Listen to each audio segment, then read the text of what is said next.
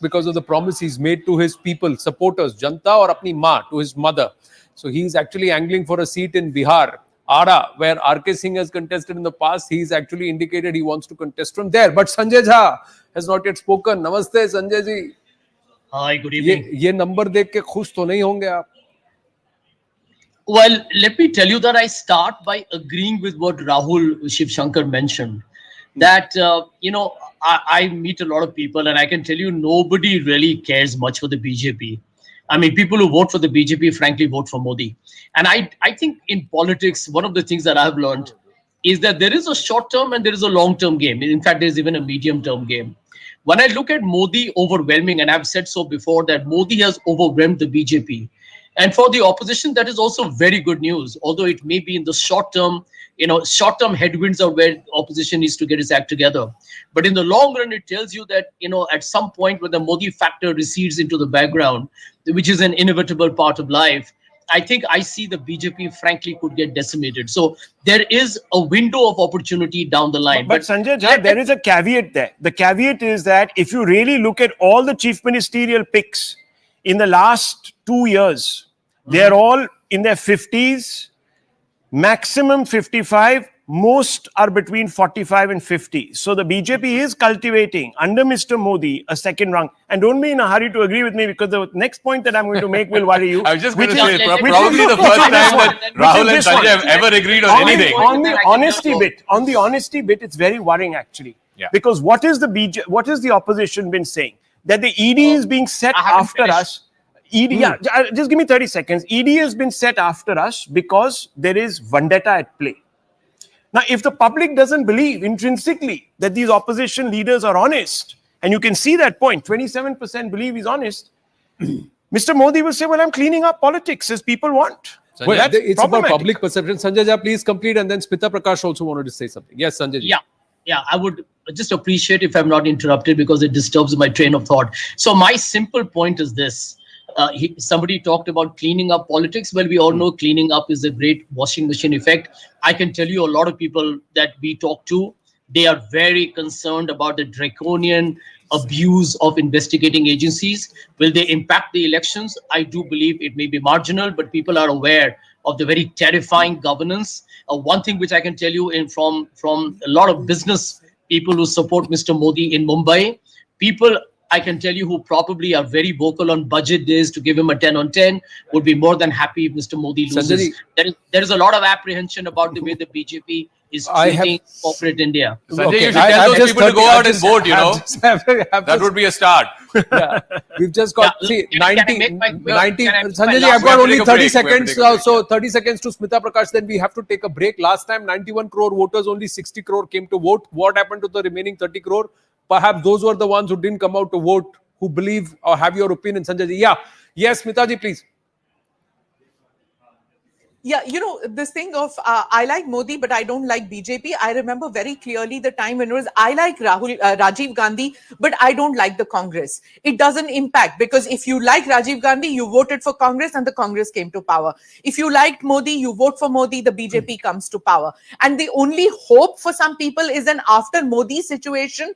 And in an after Modi situation, the BJP not being able to capitalize on that is just like saying that, post Rahul Gandhi, post Rajiv Gandhi, the Congress couldn't get it. But they did. They came up with the Narasimha Rao and people appreciated it. That government did very well in the term that it was there, in spite of rebellion against him. So, this post-Modi situation is a fig leaf for lethargy in a party, in the Congress party. Interestingly, we'll take the conversation forward. We've got to put out the first state, ladies and gentlemen. The state will be a very, very interesting conundrum where there has been a lot of political drama in the recent past. ये कौन सा state है?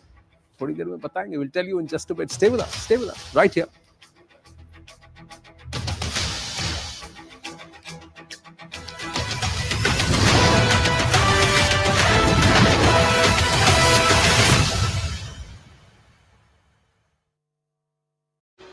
Modi.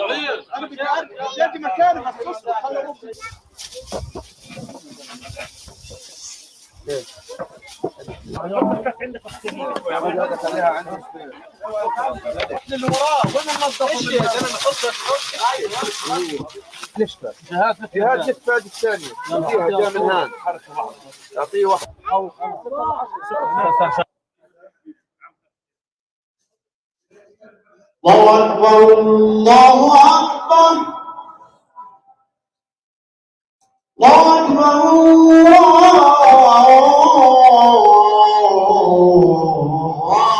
الله أكبر اهدنا الصراط المستقيم صراط آمين أني مملوك فانتصر فدعاه أني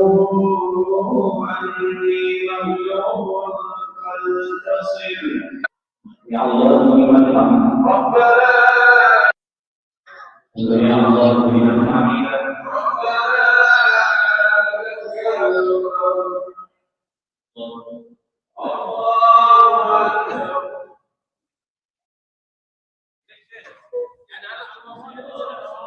فكيف كان عذابي ونذر ولقد يسرنا القرآن للذكر فهل من مدكر الله أكبر الله أكبر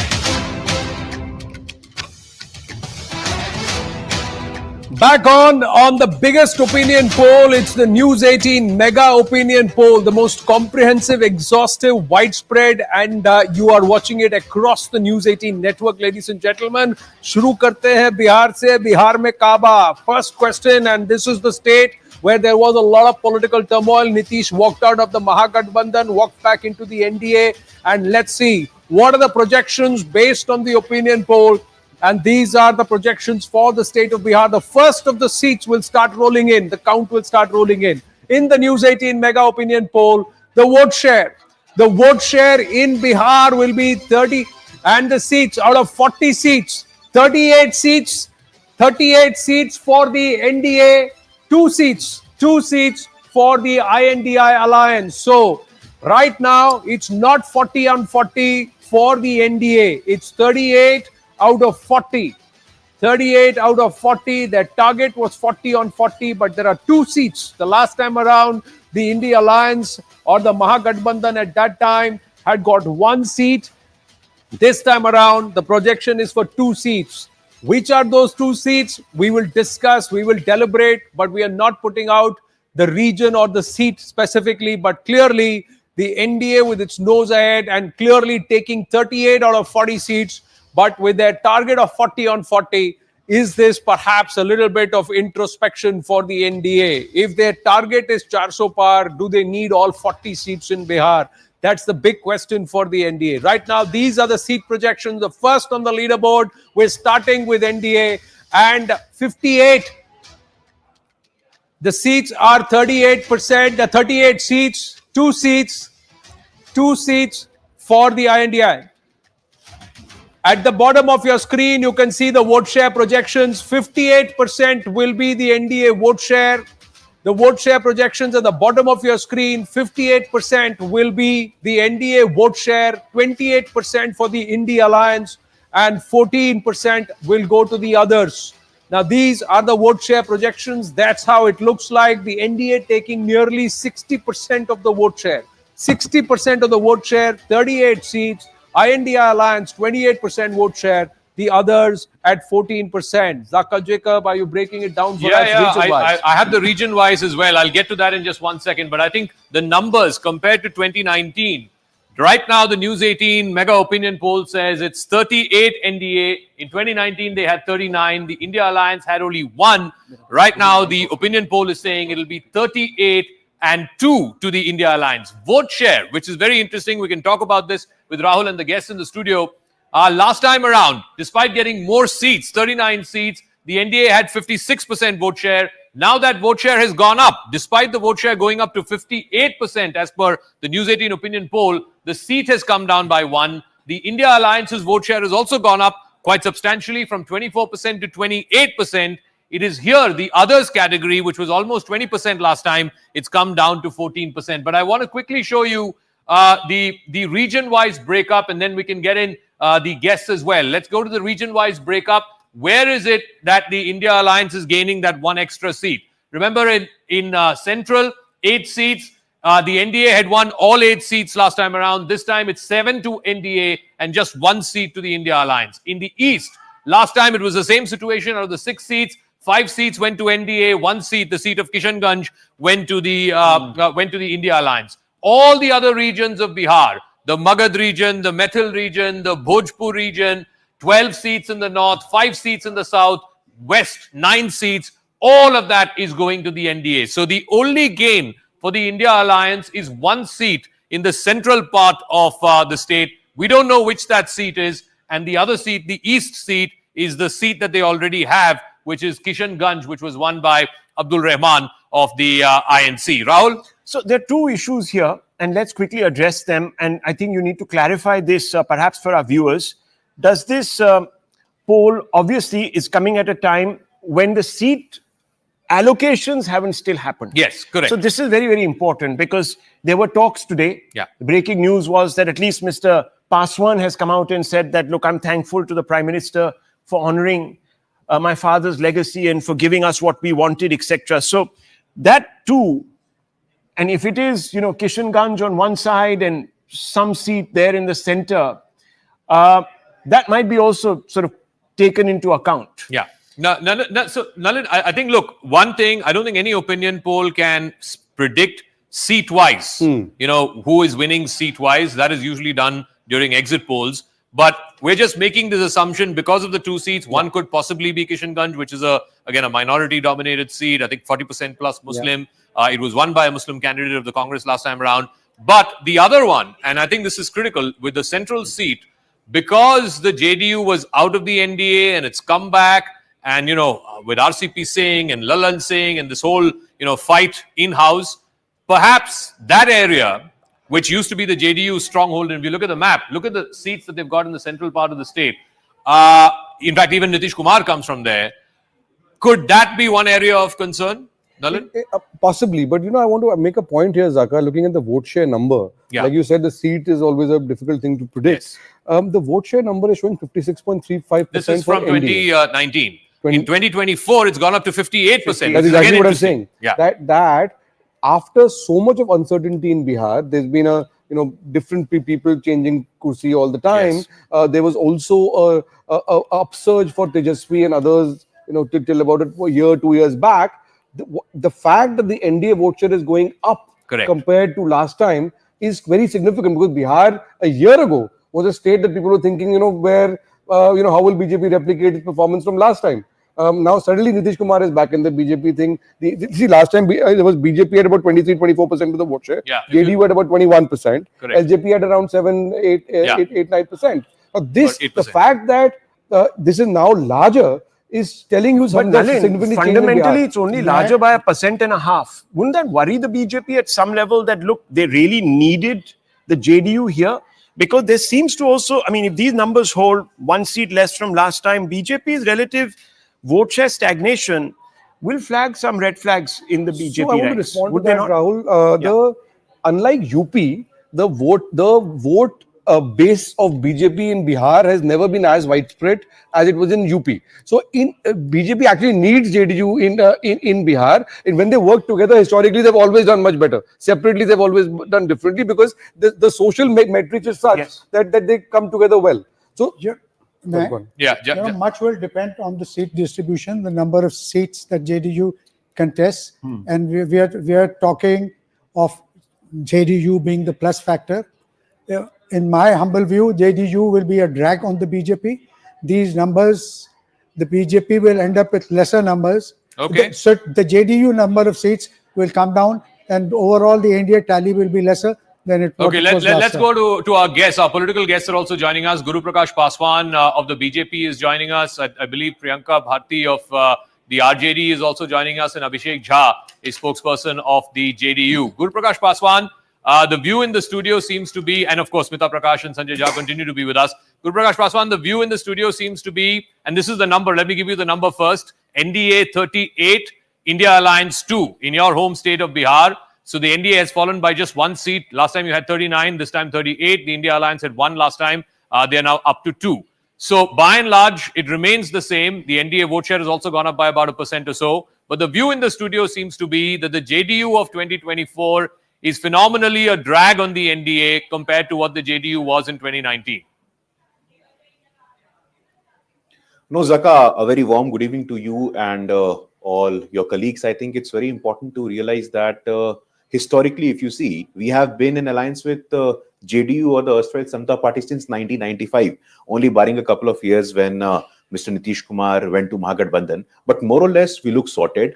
And what your opinion polls also suggest that 38 out of 40, if you would very well remember that we were 32 in 2014, we were 39 in 2019, and 38 as of now. And I think we still have a couple of weeks left before the first vote is cast. So we are affirmative, we are positive. Only today we saw how young and dynamic leader Mr. Chirag Paswan came out after meeting our party president, Mr. Jagat Prakash Nadda. And he has also said, he has also affirmed that the NDA under the leadership of Prime Minister Modi and the NDA as one family. And you would also keep in mind that Bihar is a very particular case. Bihar is a caste conscious state. Bihar sees that recognition and representation is given to each and every single community. And that is the reason 2014 and 2019, we have had resounding victory across Bihar. That is a sort of affirmation from the people of Bihar on the leadership of Shri Narendra Modi, on the leadership of Bharatiya Janata Party. So to have all the relevant stakeholders, social coalition, we are formidable. I think it's an interesting unparalleled. We have Mr. Nitish Kumar. I think it's a very interesting point that Mr. Paswan is making. Look, there are 3 factors at play here. Number one is that the BJP obviously in Bihar has to go the extra mile to think in terms of caste inclusion. Remember what the plank has been, that the BJP is opposed to a caste census. This is a state where the caste census results were declared. So the BJP actually starts with some room to make up as far as attracting and bringing on board castes that might be apprehensive about its prevarication on a census, and therefore the future of quota politics. To answer Javed Saab's point before I go to our other guest, Abhishek Jha of the JDU is also joining us. The JDU has a committed 20% vote bank. Even in the Lok Sabha election of 2019, 22%. You can say, yes, there is the Modi factor, there is, of course, the winning horse factor, all of that. But there's anywhere between a fifth and a quarter of the vote that goes to the JDU. What about that's not going to December. What was the percentage of JDU? The vote share was above 20%.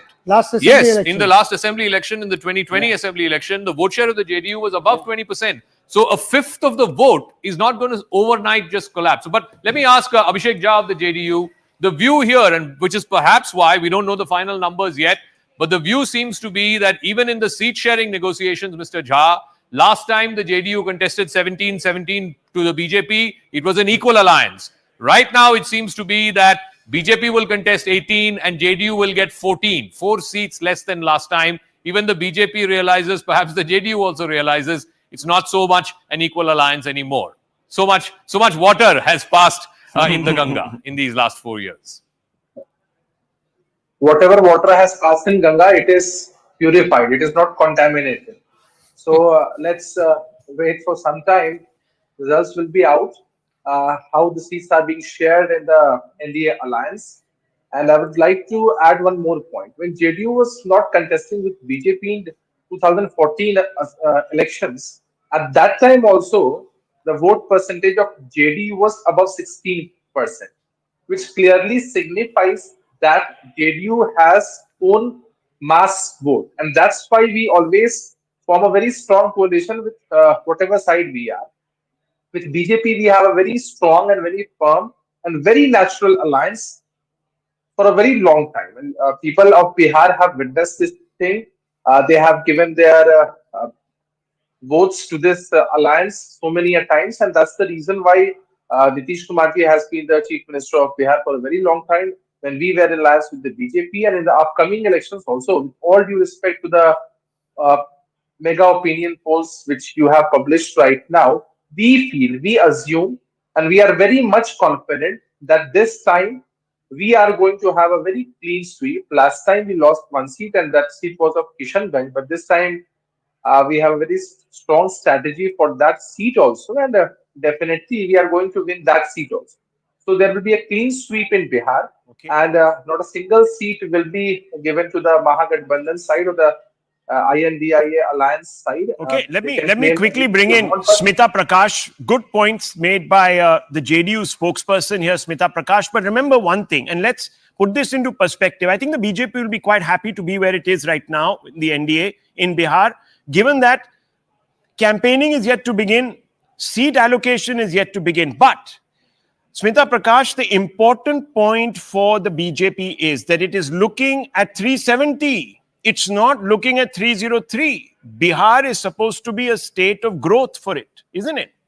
And therefore, it needs to contest more seats here than the JDU last time and win those. Is that going to be a challenge? That's the fundamental question. Yeah, so they only lost one seat, Rahul. So anything less than that, you're talking about a challenge. So if you're instead of 49, you have 48. That's a challenge. But the BJP wants to win 370, not 272. 370 the BJP wants on its own. Yeah. And for the NDA, it's more ambitious. It wants 400. So what you are seeing now is that the phenomenon between 2019 and 2024 in Bihar is the phenomenon of Tejasvi. I think the rise of Tejasvi is something that everybody has to wonder what it will impact upon. As far as the Nitish factor is concerned, I think his party is going to get swallowed up by the BJP in the years to come. But that will play out more in the Bihar elections, not so much in the 2024 general elections. That's my view.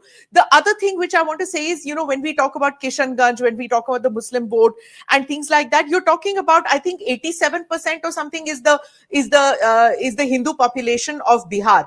You have the Ram temple, you have nationalism, you have these issues which the BJP is going to project. And my sense is that even in Kishanganj, they're going to be talking about welfareism. In the other places, it could be the Ram temple, it could be nationalism and stuff like that. But in this area, it is going to be welfareism, and that's how they plan to work on areas where they are projected to be slightly weak. As far as looking at Bihar is concerned, Prashant Kishore has gone on several channels where he's spoken about the Tejasvi phenomenon. Where I see Tejasvi as going to impact on this election, he feels that it's a it's a crown of thorns that Tejasvi wears, and the Lalu Yadav phenomenon, the corruption thing, was going to weigh him down. I Though I don't know Bihar as well as Prashant Kishore knows Bihar, I still feel that I don't think that's the Bihari here, cause. Sanjay Jha, even though he's more Mumbaikar now and less Bihari, but this whole point about the Tejasvi factor, I don't know if it'll play, Sanjay, in this election, in a Lok Sabha election, as much as perhaps it might play in the 2025 Assembly election. But here again, this is the catch and the problem for the India Alliance. The vote share, as per the News18 Poll Hub poll, the vote share of the India Alliance has gone up from 24 to 28%. So a 4% rise in a state like Bihar, which is riven with caste, is not a small rise. It's a commendable feat. But despite that, the seat increase, and of course, the bulk of that is the RJDs. Last time they had 15, almost 16% vote share.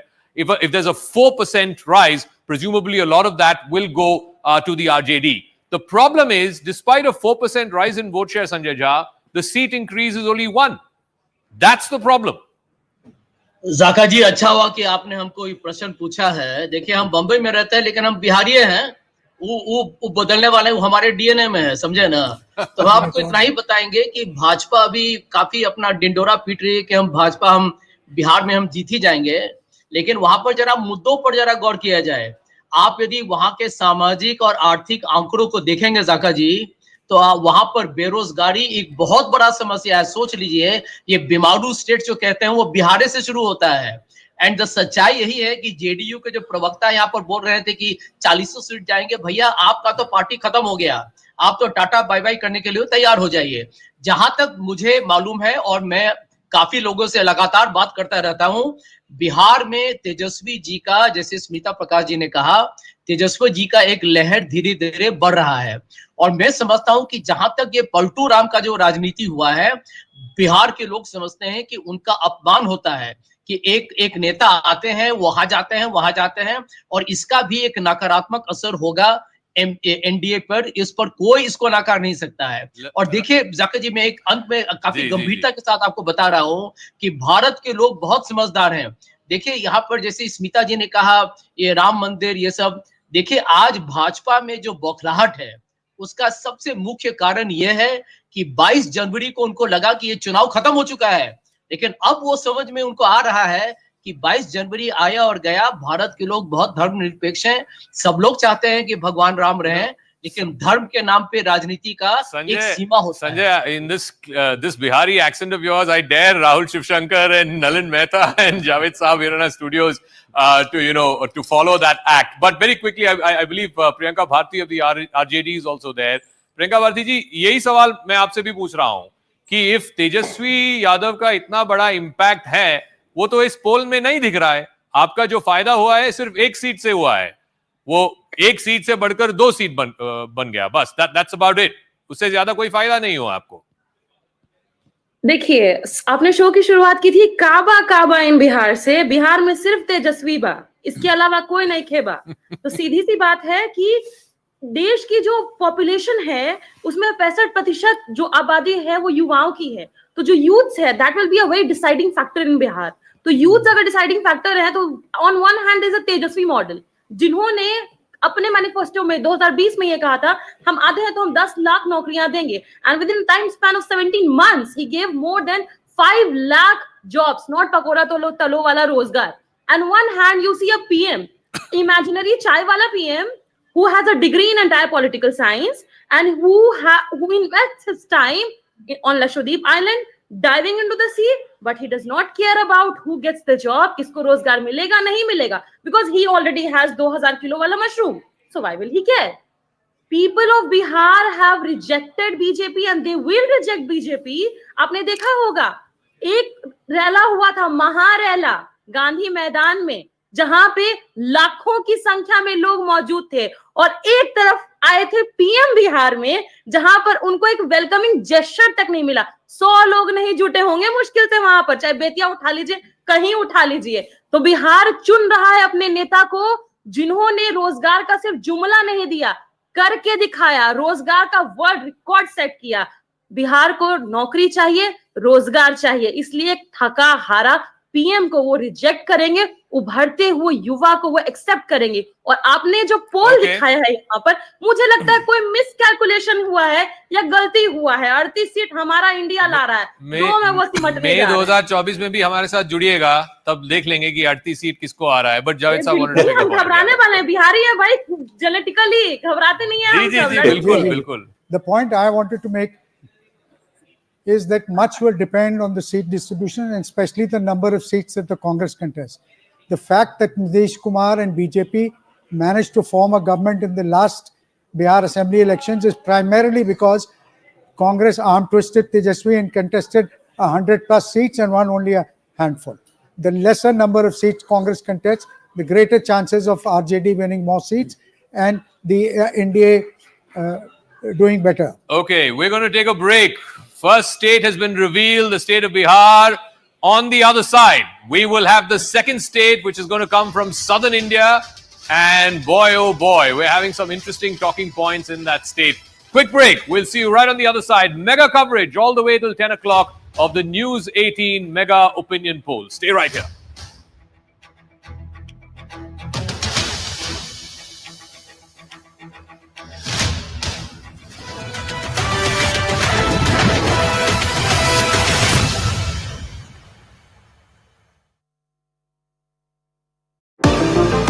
On the biggest opinion poll, it's the News 18 Mega Opinion Poll, the most comprehensive, exhaustive, widespread, and you are watching it across the News 18 network, ladies and gentlemen. शुरू करते हैं बिहार से, बिहार में काबा. First question, and this is the state where there was a lot of political turmoil. Nitish walked out of the Mahagathbandhan, walked back into the NDA, and let's see what are the projections based on the opinion poll. And these are the projections for the state of Bihar. The first of the seats will start rolling in. The count will start rolling in. In the News 18 Mega Opinion Poll, the vote share. The vote share in Bihar will be 30. And the seats, out of 40 seats, 38 seats. 38 seats for the NDA. 2 seats for the INDI alliance. So, right now, it's not 40 on 40 for the NDA. It's 38 out of 40. 38 out of 40. Their target was 40 on 40, but there are 2 seats. The last time around, the India Alliance or the Mahagathbandhan at that time had got 1 seat. This time around, the projection is for 2 seats. Which are those 2 seats? We will discuss, we will deliberate, but we are not putting out the region or the seat specifically, but clearly the NDA with its nose ahead and clearly taking 38 out of 40 seats. But with their target of 40 on 40, is this perhaps a little bit of introspection for the NDA? If their target is 400 par, do they need all 40 seats in Bihar? That's the big question for the NDA. Right now, these are the seat projections. The first on the leaderboard, we're starting with NDA and 58. The seats are 38%, 38 seats, 2 seats for the INDI. At the bottom of your screen, you can see the vote share projections. 58% will be the NDA vote share. The vote share projections at the bottom of your screen. 58% will be the NDA vote share. 28% for the India Alliance. And 14% will go to the others. Now, these are the vote share projections. That's how it looks like. The NDA taking nearly 60% of the vote share. 60% of the vote share, 38 seats. INDI Alliance, 28% vote share. The others at 14%. Zaka Jacob, are you breaking it down for us region-wise? I have the region-wise as well. I'll get to that in just 1 second. But I think the numbers compared to 2019, right now the News 18 Mega Opinion Poll says it's 38 NDA. In 2019, they had 39. The India Alliance had only 1. Right now, the opinion poll is saying it'll be 38 and 2 to the India Alliance. Vote share, which is very interesting. We can talk about this with Rahul and the guests in the studio. Last time around, despite getting more seats, 39 seats, the NDA had 56% vote share. Now that vote share has gone up. Despite the vote share going up to 58% as per the News 18 opinion poll, the seat has come down by 1. The India Alliance's vote share has also gone up quite substantially from 24% to 28%. It is here, the others category, which was almost 20% last time, it's come down to 14%. But I want to quickly show you the region-wise breakup, and then we can get in the guests as well. Let's go to the region-wise breakup. where is it that the India Alliance is gaining that one extra seat? Remember in Central, 8 seats. The NDA had won all 8 seats last time around. This time it's 7 to NDA and just 1 seat to the India Alliance. In the East, last time it was the same situation. Out of the 6 seats, 5 seats went to NDA, 1 seat, the seat of Kishanganj, went to the India Alliance. All the other regions of Bihar, the Magad region, the Methil region, the Bhojpur region, 12 seats in the north, 5 seats in the south, west, 9 seats. All of that is going to the NDA. So the only gain for the India Alliance is 1 seat in the central part of the state. We don't know which that's.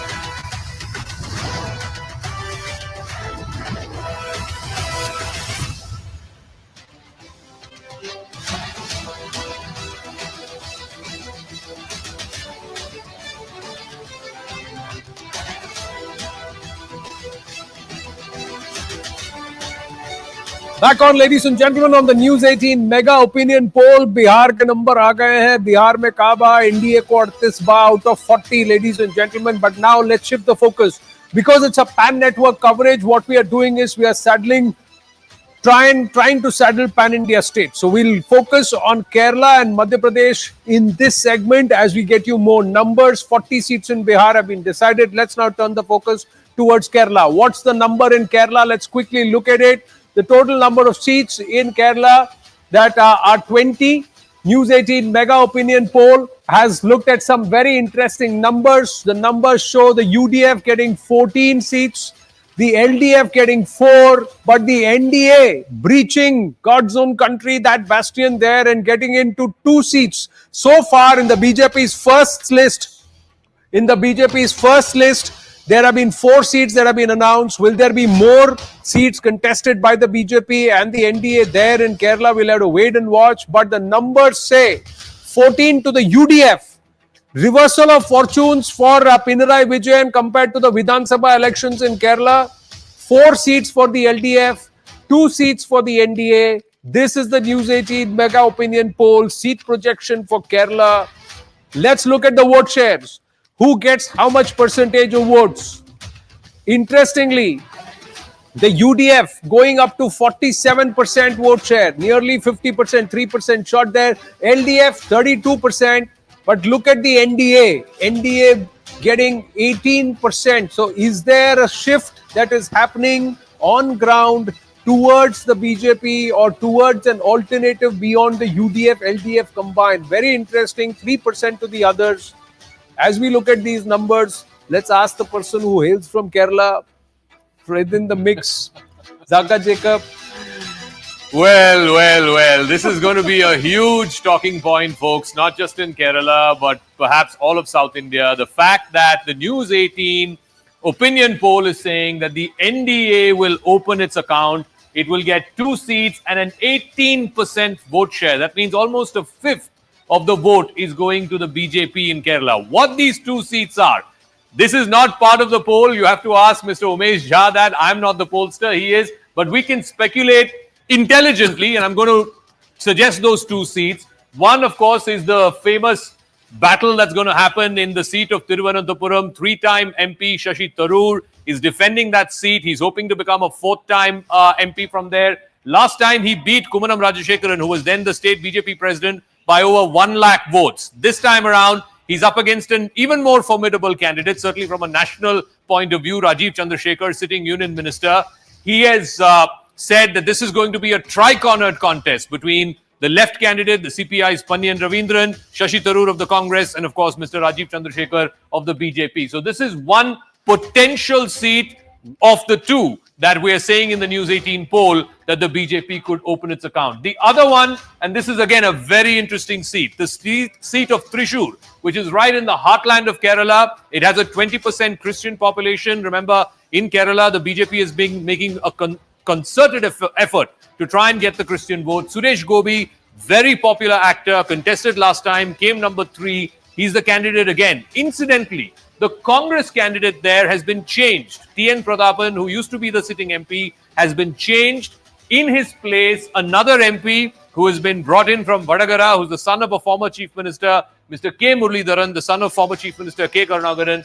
He is the Congress's candidate from the constituency of Thrissur. Incidentally, there is much speculation about his sister, Padmaja Venugopal, Karnagaran's daughter, joining the BJP. If that were to happen, will she help defeat her brother in the seat of Thrissur? But realistically, to me, hailing from that state, these two seem to be the seats where the BJP could open its account. Well, Rahul. Thrissur comes into the thick of the action. Ladies and gentlemen, I was born in Thrissur. So there is a lot of talk that's happening in Thrissur. There is also the seat of Pathanamthitta, which many people believe because of the Sabarimala agitation and all of that that's happened, there has been a lot of work by the BJP. Will it yield results? But 2 seats for the NDA is huge. We'll talk about that. But like we said, not just the South, also the center, the heart, Desh ke dil mein, Madhya Pradesh. Ladies and gentlemen, let's see what the numbers are for Madhya Pradesh. The projections are for Madhya Pradesh.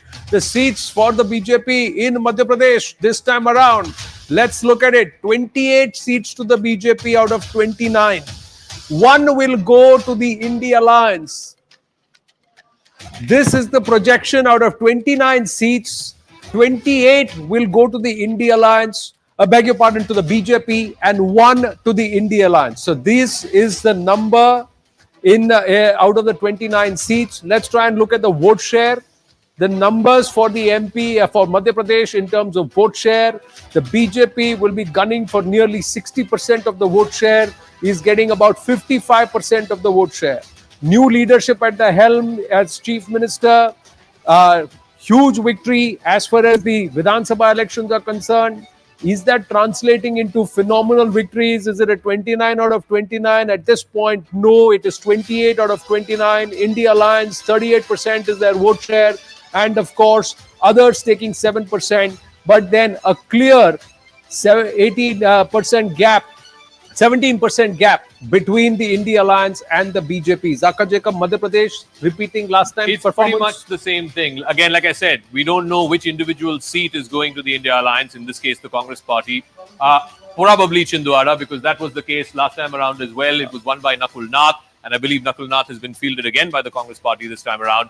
So whether or not he will manage to retain that 1 seat or whether it will be a complete saffron sweep, we'll have to wait and see. But if this is the number, if this number holds, the News 18 poll hub number, the opinion poll number, then it's the exact same picture as from 5 years ago. 28 to the BJP, 1 to the India Alliance. Rahul, your thoughts? Interestingly, 3% vote share drop for the BJP Yes. in MP, 3% vote share gain for the India Alliance in MP compared to 2019. If you were to look at the News 18 mega poll vote share flashing at the bottom of the screen and what he's pulled up here, Zaka's pulled up here. Yes, But gentlemen. clearly there's a bump effect for the BJP. I'm not very sure if the Chhindwara seat is going to go the way it is projected by us. I think they might. we don't be a know if it is surprise there. Chhindwara. That's right. Like We you also said, don't we know don't if it's know that. Chhindwara, but anecdotal It could be evidence another would seat. suggest It could that be some other seat. It could be, but the likelihood of that is. But if you really look at it from an overall perspective right now, you have Bihar and you have Madhya Pradesh.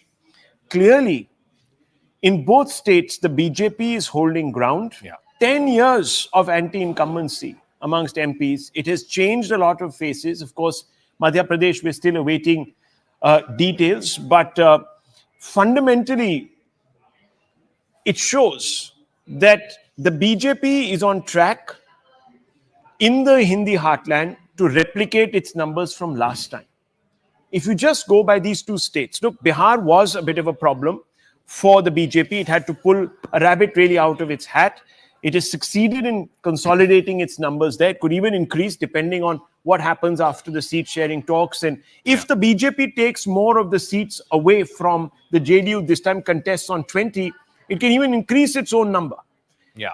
It can increase its own number. So that is fundamentally important to see. The BJP is very heartened by what it's seeing in the north. Kerala, of course. Wow. Yeah. That's I the want you to move. talk to us about that. That's the move towards the fact that they're 370. opening their account in Yeah. Kerala. They've never had an MP, Nalin, from the state of Kerala. No, and now they absolutely. could get 2 as per the News 18 opinion poll. Well, when we're talking about possibilities in Kerala, there are about 5 possibilities in Kerala for the BJP, statistically speaking. One of them is Pathanamthitta, which you talked about. BJP got about 29% vote share there last time. Thiruvananthapuram is the other one where Rajiv Chandrasekhar is contesting from in that high voltage contest with Shaji Tharoor. Thrissur, the BJP got about 28% there last time. Suresh Gopi is contesting there. with Muralidharan, and Palakkad 21.3. If you had to have an outer, sort of a very outlier possibility, that's Kasargod.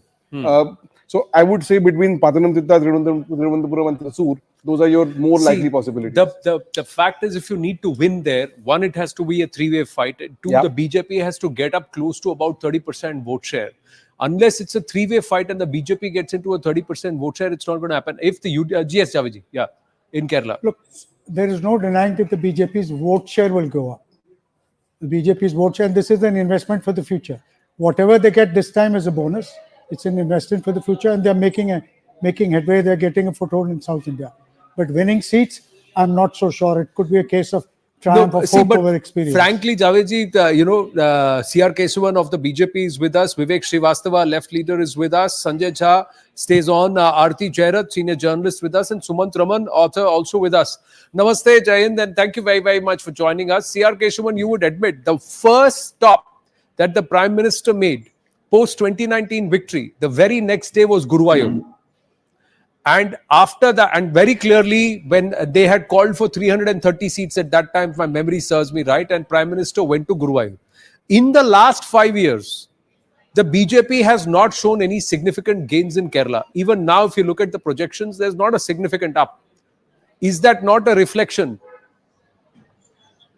First, glad to see the Holy Trinity or the Trimurti of Zaka, Rahul and Anand. And hello to all the fellow panelists. Hi there. First thing, when you look at these numbers, it's very heartening. But let's go back in history and see how this has happened. In 2014, the NDA got about 10%.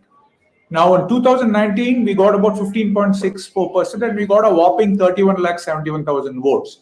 So to say we've just increased it by 3%, I feel that we would probably even do better, and I'd like to recall the kind of the reception the Honorable Prime Minister had when he did a roadshow in Kochi or when he had a public meeting in Thrissur, and he himself said that given the developmental politics which has unfolded over the last 10 years and the people-centric policies, and more importantly, since in Kerala both the Communist and the Congress are riddled with corruption, the corruption-free governance. But CR Kesavanji, you would appreciate 5 years, it was set in stone that Kerala has to be breached.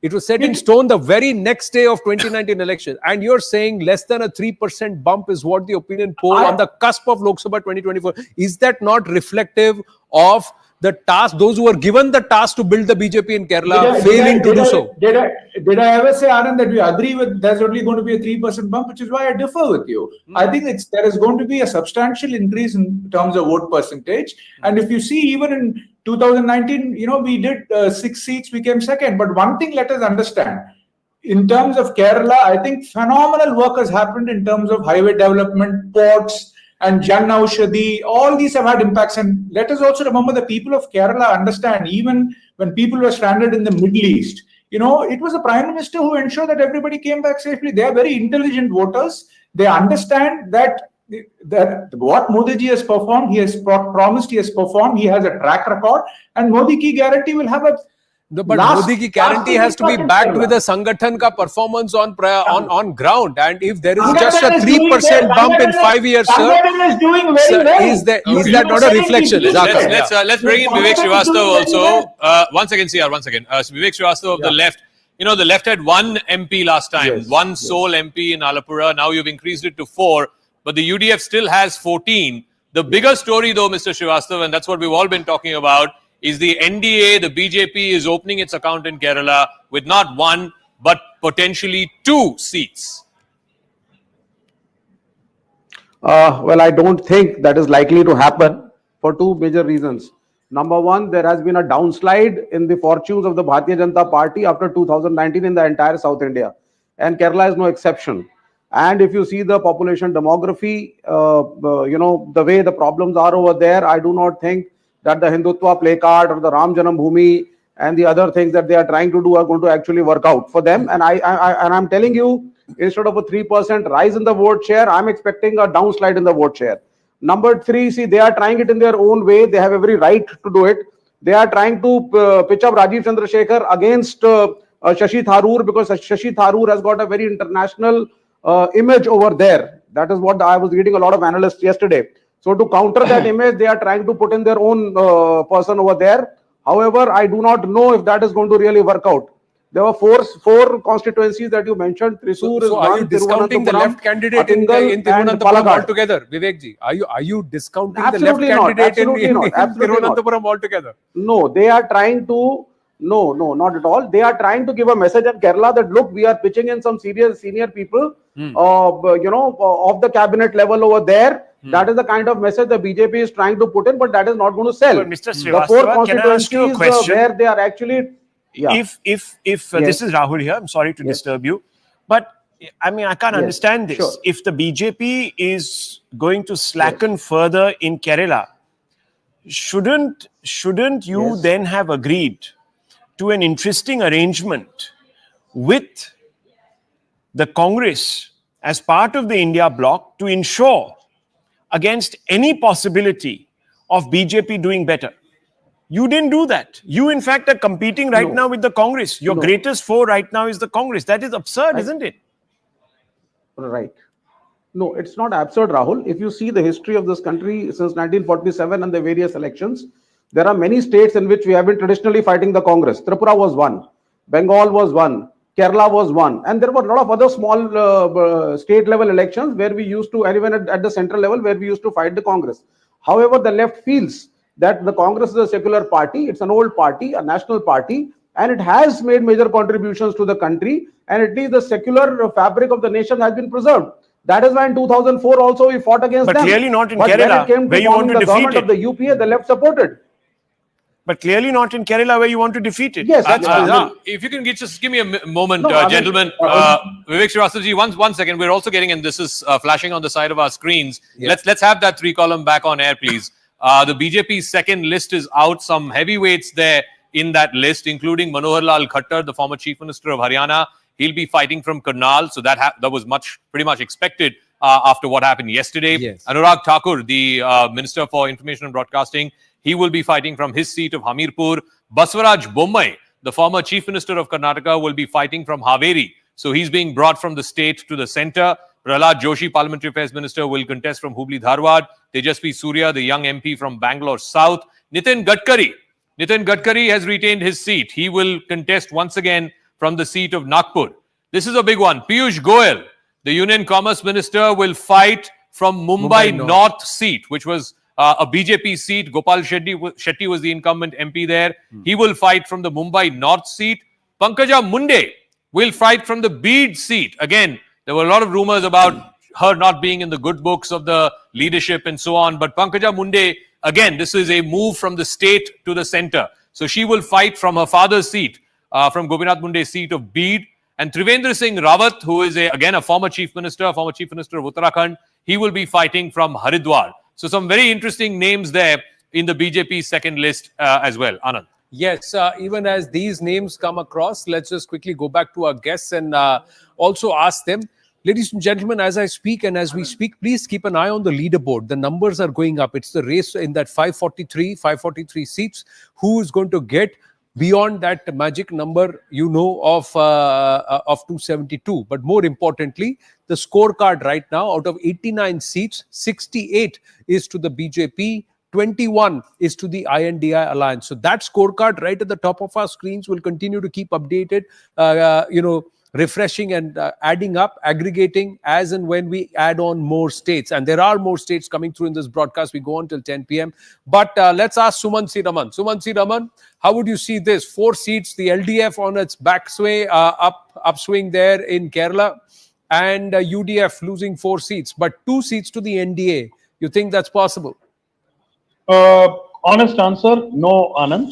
I think that the BJP will increase its vote share in Kerala, but it's not going to win anything. The only outside shot they have is Thiruvananthapuram. And other than that, look, if you take 2019, the BJP led only in one assembly segment in the whole state, and that was in the Thiruvananthapuram constituency, assembly segment called Nemo. That was the only one that they led in. So I can't see them winning anything in Kerala. Potentially, we don't know, it's early days yet. So how the contest in Trivandrum will pan out, we'll have to wait and see. But Thrissur Muralidharan, mind you, it's Muralidharan's home turf. Vadagara was not his home turf. Thrissur is his home turf. So, and so definitely he's not going to be a pushover there. In fact, he's probably going to be a more formidable candidate than Pradhaban was earlier. So I think that it's going to be much more difficult for the BJP to open its account in Kerala. But having said that, as many panelists said, for the longer term, an increase in vote share, possibly an increase in vote share also across the board, not just in Trivandrum, Pattanamthitta, Thrissur. No, not just see, increase in vote share is not going to help unless they breach the 26-27% mark, and that cannot happen till the time that they are able to also get pull votes from the Christian community, pull votes from the Muslim community, because it's Hindus, Christians, and Muslims. It's three-way, and it's almost a similar breakup. Cover your flanks analysis. You keep saying that yes, the vote share is going to go up. No, vote share going up does not happen. That's why at the cost of trying to repeat myself, in the last 5 years, if all that the BJP, after the Prime Minister clearly saying Kerala is the bastion that needs to be breached, or there the BJP needs to make inroads, where in terms of density you have the most number of shakhas of the RSS, if all you can do is 2.5% vote share up in 5 years, it's a reflection, and somewhere it needs introspection. One second, Shumaji. One quick point. Yeah, okay. Yeah, in these kind of situations where two parties are actually part of an alliance outside the state but are competing with each other, if there is one of the two contestants is not in with the chance, you tend to have some kind of an informal vote transfer to the other member of the alliance. Will the LDF actually want to do it this time around, and will it actually transfer its vote to the UDF and vice versa? That's the big question. If there is a three-way contest, then the NDA or the BJP candidate stands a chance in some of the constituencies, otherwise no. Aarti Jairaji, your thoughts on the BJP retaining its base in the Hindi vote, its seats in the Hindi belt, but in terms of Kerala, not much inroads. Your thoughts, quickly, ma'am. Well, I mean, I think after the assembly elections in Madhya Pradesh, it was pretty clear that the BJP was going to sweep in the general elections too.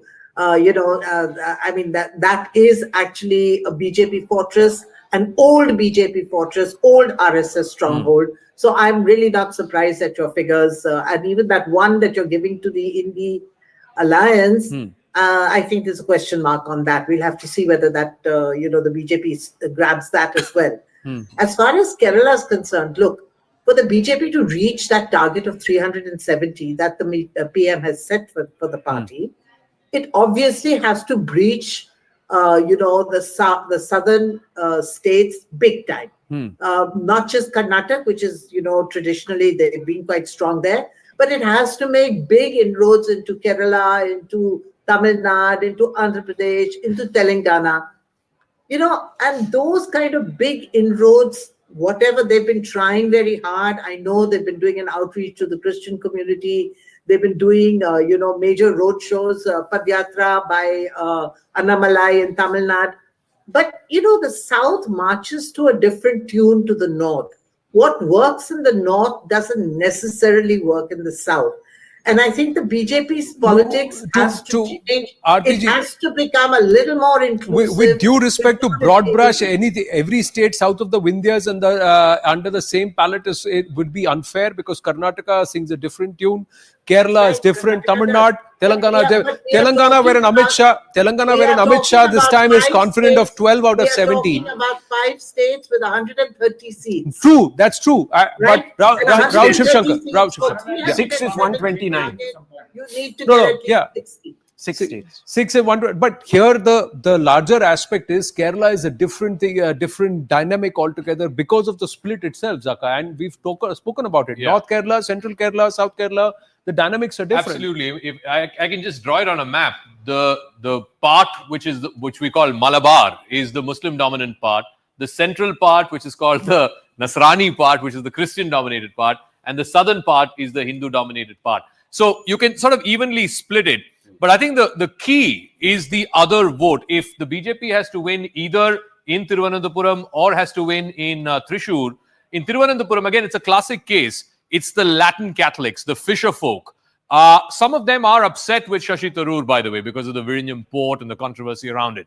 So this was a solid Shashi Tharoor Congress vote bank, the Nadar Christians, as they're called. So can the BJP, Rajiv Chandrasekhar, make inroads there? I don't know. We'll have to wait for May. And again, in Trishur, the Suresh Gopi one, this is the Roman Catholic. So it's two different denominations. Don't ask me, there are 100 plus of them, Christians in Kerala. But these are the Roman Christians, Roman Catholics. They're again about 20% of the Trishur constituency. Suresh Gopi has name recall, has face recall. He's a popular candidate. Like Nalin was saying, he polled close to 30% of the vote last time around, just fell short. But this time, he's taking on a person who is a much more formidable candidate. K. Muralidharan has been not just the son of a former chief minister, he's been an MLA, a multiple term MLA before, he's been an MP before. So he's a formidable candidate. He is, as Suman said a moment ago, he's a much more stronger candidate than T.N. Prathapan was, which is perhaps why they dropped Prathapan and have brought in Suresh Gopi. Also, keep an eye out for the left candidate in both of these seats. Pandian Ravindran in Thiruvananthapuram is not a pushover. He's the MP who Tharoor first beat in 2009 to first time become an MP. So he's not a pushover there in Thiruvananthapuram. Even Sunil Kumar, who is the Trishur candidate of the LDF, again a former minister, not a lightweight. So it's not going to be easy, but let's see. Like I said, the big talking point is 2 seats for the BJP. Yeah, the BJP, I mean, if you are a BJP Kerala leader today or in charge of Kerala BJP today, you'd be happy. You'd be thrilled to bits that you've got 2 seats. You've opened your account. But that's what I'm trying to say, that we should not, when I say we should not give credit to anybody if the NDA is getting 2 seats after so much of hard work, it should be criticism to the BJP on ground because they've not managed to make inroads in Kerala that they've been trying to over the last 10 years. And the vote share is not much of a jump. The other part is that those who have worked in their constituencies, Dr. Tharoor has been working in that constituency and he's come from there twice. So there must be something that is working for him there because he's going and making representations, and I'm privy to this information. I'm sharing with leaders in the government to say this is what my constituency needs and I want to work for my constituency. So whoever is working for their constituency, Suresh Gopi has worked, and you can see the roads and the transformation in certain segments of Trishur when we go down. It's my hometown. I've seen it myself. So those things, will that make an impact? We'll have to wait and watch. Sanjay Jha, your thoughts? The UDF is slipping, LDF is gaining. Yeah. Anand, I want to make 2 points here. Number one, I think you're ignoring the fact that the Congress is on a resurgence in the southern part of India. The Karnataka victory was followed by a victory in Telangana. There's a coalition government in Tamil Nadu. And the truth is that in Kerala, I agree with the BJP spokesperson. He is completely right that the Kerala voter is very intelligent and savvy, which is why they have kept the BJP out all these years and will probably continue the tradition in 2024. I think the other point that you also have to look at is the performance of the BJP in the assembly election. You know, you can't ignore the fact that in the assembly election, the BJP was down to 12 or 13%. So, you know, end of day, as we all know, that the truth is that the BJP's attempt at communal polarization has boomeranged. You remember Amit Shah's very famous statement when in Wayanad, at the time when the campaign was going on, he actually made a statement where he said in Wayanad, you know, when I look at the flags, I'm not sure whether it's India or Pakistan. And I think the people of Kerala are smart enough, discerning enough to know that here is the old typical BJP strategy. Sanjay, I have to interrupt you because I have limited time. But the fact is coming to you, CRG. The last 2 minutes, it's yours, and I'm coming to you. Just a quick intervention there, Sanjay Jha. If the voter is intelligent and discerning, the slide is away from the Congress party towards the LDF. So that's what it is right now. So how many more seats we do not know, and it's also clearly there is a shift on ground. But yes, CR Keshavan. Please. First, Anand, there is this classical trope which everybody has about the minorities in the BJP, which is completely unfounded. See what happened in the Northeast. Yeah. They said, "Oh dear, we just I think that's an important we point. Just lose we'll go back to CR Keshavan moment he's through. When we saw the election results coming out recently in the Northeast, you actually had the BJP making inroads on 2 Christian constituencies. In fact, they bettered the Congress party. So I think, you know, we can't have a situation where we are saying that the BJP is increasing its numbers and also the LDF is doing better, and then still have a situation where we are suggesting that the UDF will hang on. No, but they've come down from 19. From 19, they've come down to 14. So that means there's something that is not quite sitting right in the state of Kerala. There's flux on the ground. Now, how that sort of unpeels? The amount of ground that the BJP needs to cover to win a seat is so huge. But the BJP has transcended these gaps in previous elections. Yeah, We've had the famous case of... please. Probably one election short. There's still one election short. That's what is reflective of how much of work has been done in each of the states where the BJP in its mission south was weak. And somewhere there is a lot to be reflected upon with vis-a-vis Kerala, clearly based on the numbers that are showing, compared to what's happening in Telangana, compared to what's happening in Tamil Nadu, ladies and gentlemen. We're going to take a very short break. When we come back, that state, Tamil Nadu. And of course, we'll get you insights from another state where there is a lot of halchal in the north of our country. Stay with us.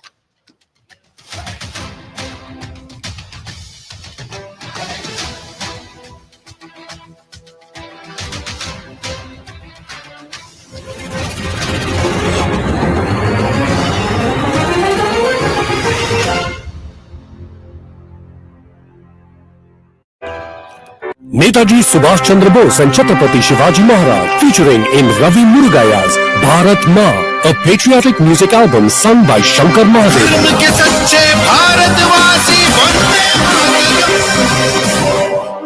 Watch Bharat Maa on Vasan Digit's YouTube channel.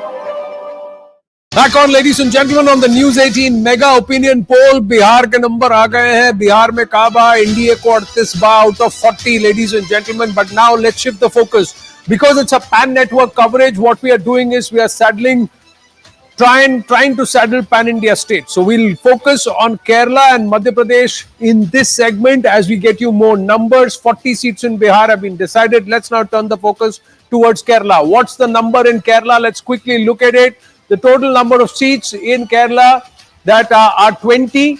News 18 mega opinion poll has looked at some very interesting numbers. The numbers show the UDF getting 14 seats, the LDF getting 4, but the NDA breaching God's own country, that bastion there, and getting into 2 seats. So far in the BJP's first list,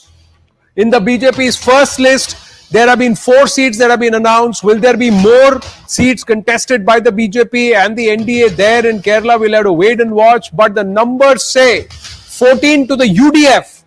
Reversal of fortunes for Pinarayi Vijayan compared to the Vidhan Sabha elections in Kerala. 4 seats for the LDF, 2 seats for the NDA. This is the News 18 mega opinion poll seat projection for Kerala.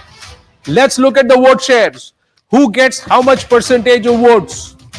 Interestingly, the UDF going up to 47% vote share, nearly 50%, 3% short there. LDF 32%, but look at the NDA getting 18%. So is there a shift that is happening on ground towards the BJP or towards an alternative beyond the UDF, LDF combined? Very interesting, 3% to the others.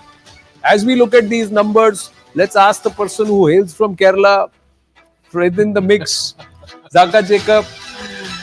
Well, this is going to be a huge talking point, folks, not just in Kerala, but perhaps all of South India. The fact that the News 18 opinion poll is saying that the NDA will open its account, it will get 2 seats and an 18% vote share. That means almost a fifth of the vote is going to the BJP in Kerala. What these 2 seats are, this is not part of the poll. You have to ask Mr. Umesh Jha that. I'm not the pollster, he is. But we can speculate intelligently, and I'm going to suggest those 2 seats. One, of course, is the famous battle that's going to happen in the seat of Thiruvananthapuram. 3-time MP Shashi Tharoor is defending that seat. He's hoping to become a 4th-time MP from there. Last time he beat Kumanam Rajashekaran, who was then the state BJP president, by over 1 lakh votes. This time around, he's up against an even more formidable candidate, certainly from a national point of view, Rajiv Chandrasekhar, sitting union minister. He has said that this is going to be a tri-cornered contest between the left candidate, the CPI's Panniyan Ravindran, Shashi Tharoor of the Congress, and of course, Mr. Rajiv Chandrasekhar of the BJP. So this is one potential seat of the 2 that we are saying in the News 18 poll that the BJP could open its account. The other one, and this is again a very interesting seat, the seat of Thrissur, which is right in the heartland of Kerala. It has a 20% Christian population. Remember, in Kerala, the BJP is making a concerted effort to try and get the Christian vote. Suresh Gopi, very popular actor, contested last time, came number 3. He's the candidate again. Incidentally, the Congress candidate there has been changed. T.N. Prathapan, who used to be the sitting MP, has been changed. In his place, another MP who has been brought in from Vadagara, who's the son of a former Chief Minister, Mr. K. Muralidharan, the son of former Chief Minister K. Karunakaran. He is the Congress.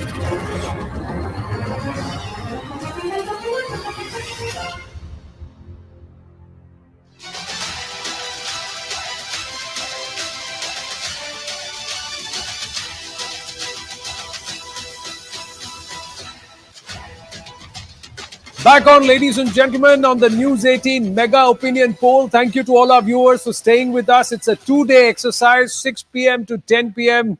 this evening, and also it will spill over into Thursday, ladies and gentlemen. It's the biggest projection, the most comprehensive, exhaustive opinion poll, a sample of over 108,000 respondents who have been spoken with personally, a computer-aided personal interview. Projection across 518 Lok Sabha constituencies, 95%, covering 21% of the states and union territories across our country. Ladies and gentlemen, this is perhaps the most comprehensive Janta Ke Man Ki Baat that we are bringing for you. Right now, as far as the leaderboard is concerned, it will come right at the top of my head. Please follow it. Out of 138 seats so far, the BJP and the NDA in the lead in pole position with more than 80 seats to their name. But there is the India Alliance, which is in the fray. Now to the state where there could be a lot of turmoil. We are talking about Tamil Nadu. So far, we've covered Bihar, we've done Kerala, we've looked at Madhya Pradesh. Now let's look at 2 interesting states. Tamil Nadu, where there is a tussle going on, and Haryana, where there is a lot of halchal. So let's look at Tamil Nadu first up. 39 seats in this state. The BJP is nowhere. In the past, it's played second fiddle to the likes of the ADMK. But this time around, the numbers will shock everyone. INDI Alliance, that's the DMK plus Congress, 30 seats out of 39. But look at the NDA. The BJP and its allies will get 5 seats. That's 1 more than the ADMK plus. So the ADMK, which ruled the roost at one point in time in Tamil Nadu, both in the Vidhan Sabha and in the Lok Sabha, is now relegated to a 3rd place position at this point under Edappadi Palaniswamy. The BJP deciding to go it alone along with its allies. Is it the Annamalai plus factor? Is it the work that's been done on ground, or is it the benefit of trying to fight the fight alone rather than playing second fiddle? But 5 seats as a projection. Where will these seats come from in Tamil Nadu is one question. Many people who are from the south of the Vindhyas will be asking, where in Tamil Nadu, which region will this come from? We'll tell you in just a bit. Zaka Jacob is ready with all that magic on the wall. But let's look at the vote share. These seats have to come only if there is a significant translation as far as the votes are concerned. Let's look at the vote share bump up for the NDA. Double digit, 13% vote share for the NDA. INDI Alliance, DMK plus Congress is 51%. The ADMK has greater vote share than the BJP plus, but has lesser number of seats. A 17% vote share, not something that the ADMK will accept at all. Others are taking away 19%. Now, who are these others? It's really interesting to understand, because that 19% away shift, is it away from the ADMK? And is that why, in a lesser concentration of seats, more number of votes being polled for the BJP, are we seeing 5 seats for the NDA? Big development this. Many people will be scratching their heads to see where is this coming from. Let's take it away to Zaka Jacob, Rahul Shivshankar, everybody watching it. You can count me amongst one of those who's scratching my head. But be that as it may, this is the breakup in Tamil Nadu. And this is a hugely shocking number, ladies and gentlemen. The BJP does not have a single member of parliament in the current outgoing Lok Sabha. Last Lok Sabha, they had 1, Mr. Pon Radhakrishnan, who went on to become minister. Now the News 18 poll is projecting 5 seats. 5 seats for the NDA. As per Mr. Umesh Jha's poll, Kaveri Delta region, the BJP is expected to open its account getting one seat. Which that seat is, we don't know. For me, the biggest surprise is the Chennai region, which includes the 3 seats, the city seats, and 3 seats in the outskirts, Sri Perambuttur, Kanchipuram, etc. Out of that, the BJP is expected to win 2 out of those 6 seats, and 2 seats in the western belt, the Kongu Nadu or the Kongu belt. This could likely be Coimbatore and Tirupur, where Coimbatore, of course, the BJP has won in the past, but 2 in the west, 2 in the greater Chennai region, and 1 in the Kaveri Delta. Similarly, for the ADMK, 1 in the Kaveri Delta, 2 in the south, which is the Tevar belt, which has always been the Madurai, Theni, Dindigul, that belt, that's always been the ADMK stronghold. So 2 there, and 1 in the west. Edappadi Palaniswamy hails from Salem, so 1 seat in the western part of Tamil Nadu. But the big talking point, and I want to open this up, I hope CR is there. I hope Sumant is also there, because I'm sure CR also must be scratching his head as much as all of us are. CR, 5 seats to the BJP is the projection out of Tamil Nadu as per the News 18 mega opinion poll. CR first and then Sumant after that. Yeah, Zaka, first thing, my line got cut. I just wanted to answer Anand quickly on Kerala. See, Northeast was always, they said BJP is persona non grata, but the politics of development transcended caste, creed and religion, and the BJP is the dominant party in the Northeast. Similarly, in Kerala, Modi ji's guarantee will work and will do very well. Now, coming back to Tamil Nadu, this is very heartening, but I'll tell you, I think we'll do much better. Because this, there has been, a massive anti-incumbency in Tamil Nadu, Zaka, very well. Be it the corruption, you have ministers who have resigned in jail. Dynastic politics has been really rebuffed by the people. And more importantly, the recent drug bust, the law and order situation in Tamil Nadu, and the north-south divide narrative of the DMK has totally failed. They said, Vadakka Vazhgirathu, Terkku Theigirathu in the 1950s. They're still going with the same old song, which people are, the youngsters of the younger generation is just, they don't accept the politics of DMK and they see through their lies.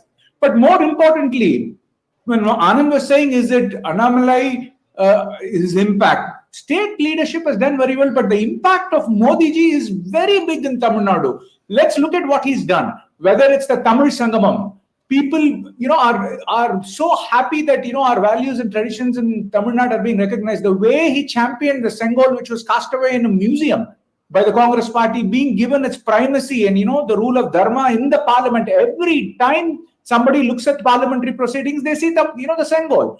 And the Prime Minister, very emotionally said at the UN, one of his happiest moments in life is when he spoke in Tamil.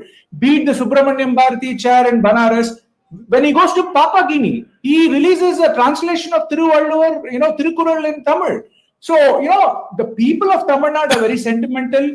They're looking for a change. They're looking for an alternative. The state unit has done very well. The Yenman Yenmakkal Yatra has taken the message of, development and, corruption-free governance of Modi ji. Sir, we'll talk about all that. One of the biggest aspects is the Ramlalla impact also, and the Anushtanam. There is a feedback that has also come which says that the Anushtanam and the travel that the Prime Minister, the discipline, the rigor that he gave ahead of the Pran Pratishtha also has an impact in Tamil Nadu. Where, how, we'll talk in detail. Like we said, there are 2 states we've got to talk about. If there is a tussle in Tamil Nadu, which is put tension to some and worry and wonder to the others, there is a Haryana hustle and the Haryana halchal also, ladies and gentlemen, that we've got to talk about. There's been a change of government overnight.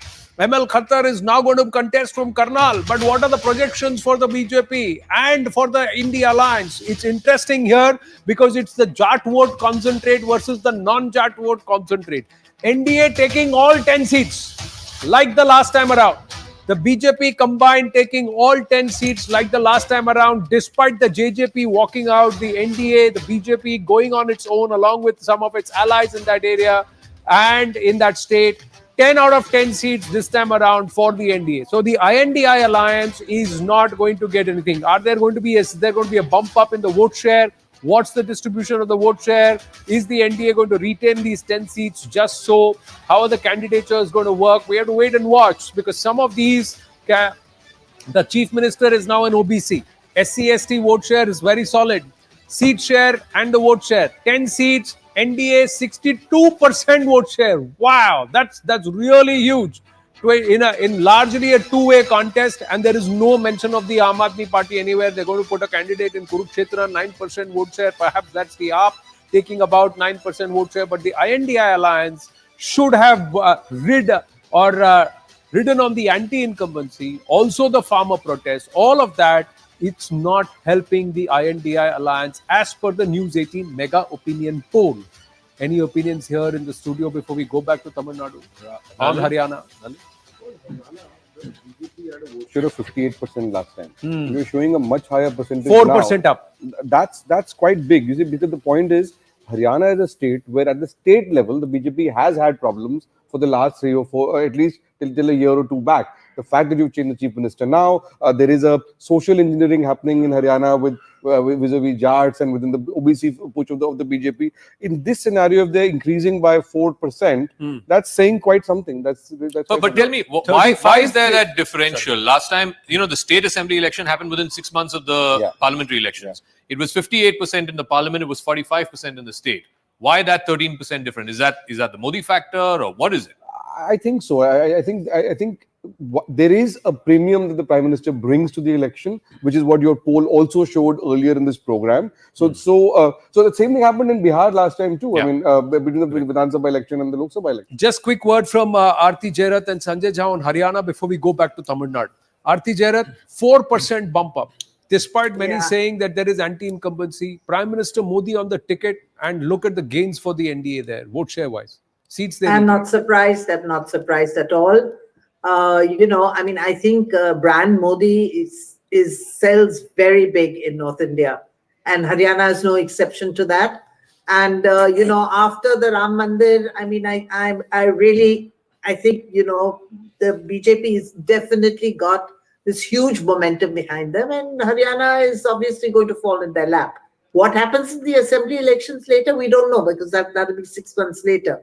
So we'll have to see. But the fact is that the BJP is in a strong position in Haryana, definitely going to repeat its performance of last year. And, the number of, I'm not surprised at the increase in the vote share. Haryana mein aisa hai to Punjab mein kya hoga? We'll tell you, ladies and gentlemen, the story is a little different.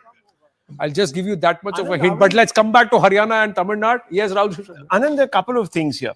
Everyone you speak to in the north says the Ram Mandir effect, as if for the last 10 years there has been no development on the ground. Now, if you just look at if you look at the survey, the latest survey that has come out, and that is a survey in which they are talking about, and Nalin, you probably know about this because Moneycontrol did a few stories about the survey, which is the consumption expenditure that has taken place in the north states, in rural areas, the diminishing poverty levels. Those are significant gaps. Those are individuals that were beyond the pale that have been brought in. And let's be honest about this, Haryana saw almost saturation in 3 particular policies. The LPG gas policies, the housing, and the one with regards to insurance. Absolute saturation of those policies on the ground. So let's try to look constantly, bringing the emotional Ram Mandir card into play. Of course, it's a factor, but it's only along a with factor. there is a clear correlation between the creation of a new kind of a welfare state and the BJP becoming much more of a party of the poor and of rural India in the heartland. Absolutely, and the numbers show that. And you mentioned the consumer expenditure survey. The numbers there show that the gap. What was in rural India and compared to what's happened in terms of spending patterns is fundamentally changed, and that is also what we are seeing in the welfare schemes. So there is a clear correlation between and the BJP changing its social character as a party. I want to go back to Tamil Nadu because I think North is the hub of the Labharti experiment. That's the surprising number, and that's the number that I'm sure a lot of our viewers are interested in. A. Saravanan of the DMK is also joining us. Saravanan, so the big number in Tamil Nadu, as per the News 18 poll, is out of the 39 seats, 30 seats to the DMK Congress alliance, 5 seats to the BJP, 4 seats to the AIDMK. What is your first reaction? Zaka, looking at this poll, not only people in your studio who are scratching their heads, whoever watching this will also keep scratching their heads. They will keep scratching their heads until BJP gets this number of seats. It is quite impossible. BJP cannot get 5 seats even in their dreams. In the state of Tamil Nadu, the Prime Minister is the most unpopular leader in the state of Tamil Nadu compared with any other leader. The way they have betrayed the state of Tamil Nadu, each and every way is resonating with the people of Tamil Nadu. In the studios, in the halls of Kamalalayam, they can win elections. They can get 15 seats, 50 seats, how much ever seats you want to give them, you can give them. But in the hearts of the people, before the electorate, it is not possible. I'll ask one simple question. Put one simple question. They are saying we are grown so much, we'll win 5 seats. We are asking the leaders of the BJP to contest from the state of Tamil Nadu. Will Madam Nirmala Sitharaman, who claims that she is from the state of Tamil Nadu, Mr. Jaishankar, who says he is from here, will have the courage to contest here? That is the question. No, Saran, that has nothing to do with. No, one second. That has nothing to do. That has nothing to do with. That has nothing to do with this survey.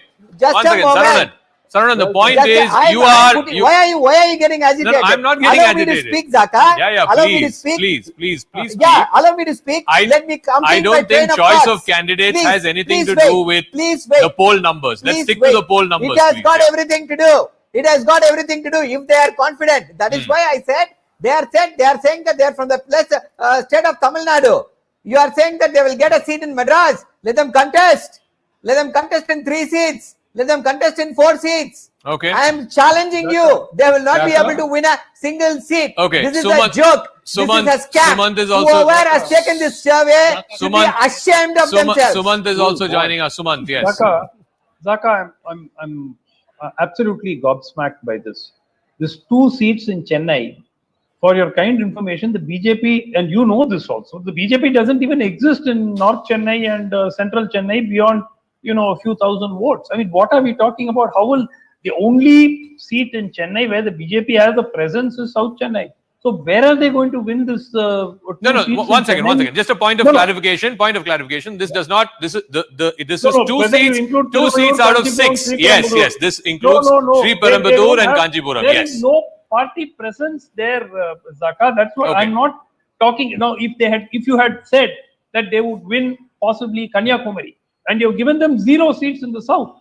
So if you had said 1 seat in the south, 1 seat or 2 seats in the west, it might have at least seemed plausible. But this is absurd. 2 seats in the west, which is Coimbatore and Tirupur, 1 seat in the Kaveri Delta, 2 seats in the Greater Chennai Kaveri region. Delta again is a Achilles heel of the BJP. BJP doesn't exist in the Kaveri Delta beyond a point, and the BJP doesn't exist in most parts of the Chennai belt.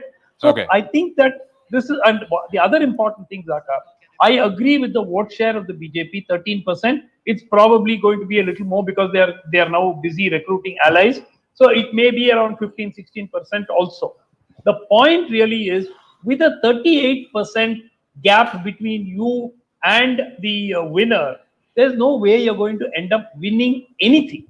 Unless, even assuming you have a concentrated vote, 38% is just too huge a gap. I mean, it's simple common sense. There's no way beyond one. Perhaps CR to respond, and then I'll show you something on the magic wall. But CR to respond. These friends of the DMK friend got very agitated. He needs to calm down. He's getting excited for no reason. Shows how afraid and fearful he is. First, let us understand one thing. Any time in the history of the state. What are you, man? Can you please? Who are you? Let me complete. Who are you, a pollster? Can you please let me complete? Propaganda. Saranan, come on. Let's be courteous, please. Saranan, courtesy, please. Courtesy. Thank you. Yeah. Don't behave like your street speakers, Mr. DMK usually does. Kindly be calm. So, in every state's history, Zaka, there is an inflection point. In 1957, when the DMK contested a state assembly, it got 27. Then in 1962, they got 50. At that time, 25 would have been an unimaginable number. This is the inflection point of the BJP. I'm telling you why. The ADMK has split after 22, and there is a massive anti-incumbency. And the kind of rhetoric which the DMK is using is just insulting everybody. See what happened in Thoothukudi. And Suvanji correctly said you left out the south. In Thoothukudi, when the second spaceport was being inaugurated by the Prime Minister, it's such a proud moment for every Tamilian. These people put a Chinese flag on a rocket and they insulted Abdul Kalamji, whose name comes to mind when you talk of space. They've insulted his contribution and one point to be made. Rahul wants to come in. I want to show something on the magic wall as well. But yeah, one second, Saronan. Yeah, Rahul. Look, in the assembly elections, you had the BJP getting 4 seats in the DMK heartland itself, which is Erode, and that's the Periyar's birthplace. So let's not completely discount. Now, my problem with the projection here is that if the BJP is getting 5, what stops it from getting 10? If there is, obviously, if the BJP is already getting 5, that means there is anti-incumbency on the ground there. If that is the case, then you might actually have a different scenario. See, if people are making up their mind, there are 9 seats there. Remember, the India grouping has lost. It's got 9 seats. It's got less to do with the strength of the DMK and more to do with the weak AIDMK. Precisely. See, the BJP's gain will be in concentrated areas in certain seats, and these 5 seats will also come. And this is the opinion poll on ground. Are you talking about the reality is, unless Sivaganga? the BJP fights in concentrated number of seats rather than spreading itself thin, and it has the accrual. Is there a way of going back to the region map? It gets the benefit of accrual just from the ADMK. Yeah. From the information that we are getting, there are 5 or 6 seats where the BJP is really throwing the kitchen sink at it. There's Virudnagar, Ramanathapuram, Sivaganga, Tenkasi, and these are all in southern Tamil Nadu. So but they're not making any gains in southern Tamil Nadu. They're not getting anything from southern Tamil Nadu. That's the problem. Okay. So then let me add to what Rahul is saying. To the seats that Rahul has added, the other possible seats for BJP, if you're looking at possibilities, there is Kanyakumari, of course, there is Coimbatore and Toothukudi. Now the thing is that in Chennai, the BJP has very little presence. Now, if you're looking at seats, to make the point that Anand was making, seats where BJP is concentrated out of the 13-14% of the vote share, those are these 5-6 seats where the BJP had between 27 to 35% of the vote share last time. In other seats, the BJP has too much of a low vote share to come up by. See, if you see, the vote share is still 13%. It's less than the ADMK. Correct. Now, these vote shares will, with 13% vote share, if you have to get 5 seats, that means you're saying that there is a concentration that's happening. Yeah. Now, if people who live in Tamil Nadu, people who have seen Tamil Nadu and where the BJP is acting in Tamil Nadu, out of the 39 seats, the BJP is not going to, if it focuses on anything more than 15 seats, then it's going to spread itself thin. Anand. Now, these breakups is something which is surprising everyone. Yes. The fact that the BJP is in the hunt for getting 2 to 5 seats is not something which is surprising. Where they are going to win these seats is a bigger surprise. Where, and in the coming days, actually, your panelists are saying that they're going to get a big fat 0. See, panelists will say a big fat 0. See, largely, who's the party to beat is the DMK. The party which is weak is the ADMK. Is that your or the BJP? Is that your assessment, Suman? 0 for the BJP? My assessment, Zaka, is if the BJP picks up 1 seat, it would be an achievement. If they pick up 2 seats, it's a phenomenal achievement. Okay. They are certainly not going to win more than Zara, 1. If at all they're going to win, they're going to win 1 seat or 2 seats. There's we no have to take way a break. We have to take a break.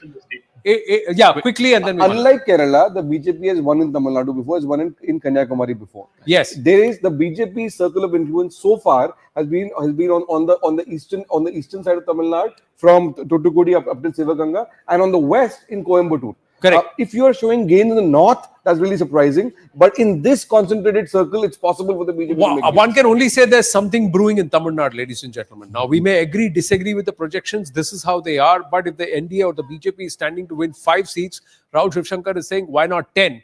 Our question is, will it even get to 5 and how will they do it? So there are all these questions. This will be debated. The opinion poll will continue. The leaderboard as we take a very, very short break. 138 seats, 81 for the NDA as of now. Is that count going to go higher as we bring you more numbers when we come back? The state of Punjab and also Himachal. Stay with us.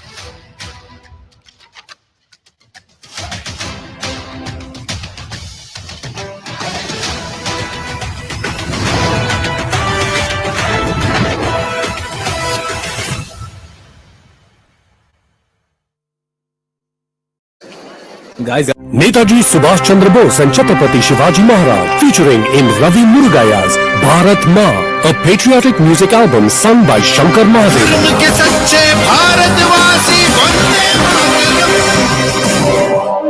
Watch Bharat Ma on Vasan Digit's YouTube channel. Now let's look at two interesting states. Tamil Nadu, where there is a tussle going on, and Haryana, where there is a lot of halchal. So let's look at Tamil Nadu first up. 39 seats in this state. The BJP is nowhere.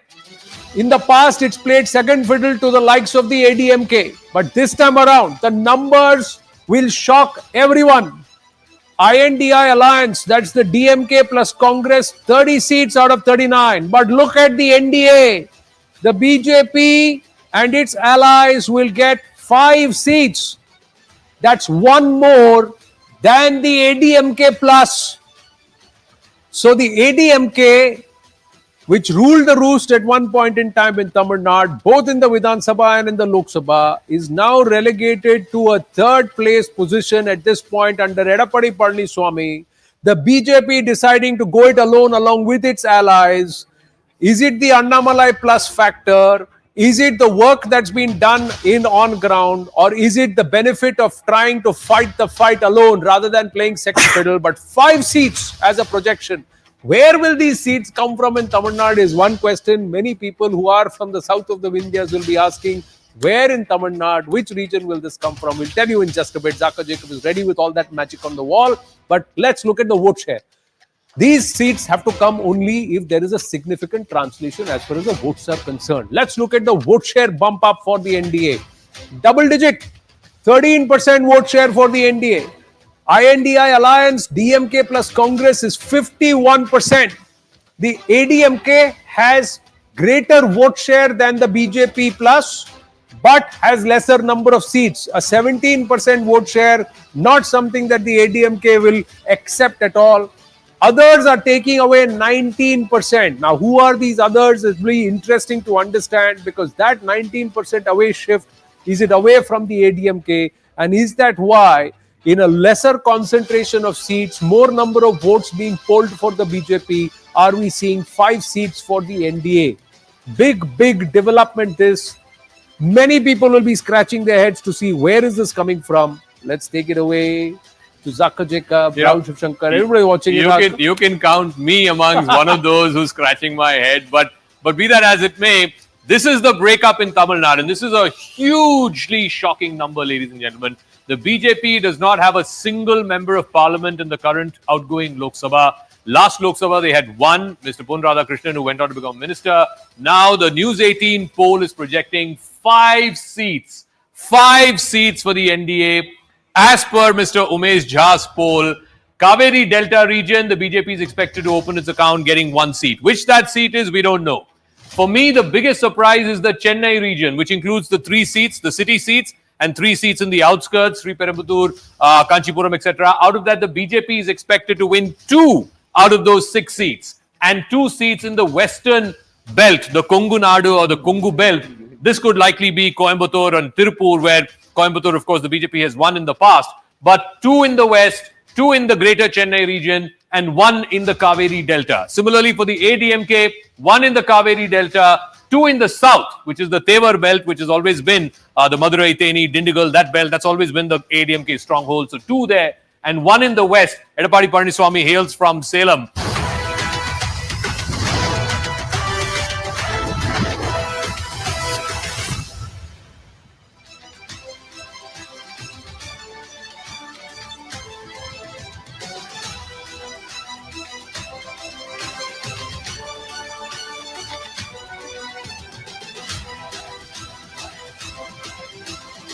Back on, ladies and gentlemen, on the News 18 mega opinion poll, 138 out of 543 seats, the leads, and who's taking them so far as per the News 18 mega opinion poll. It's out. Let's bring out the arch and see.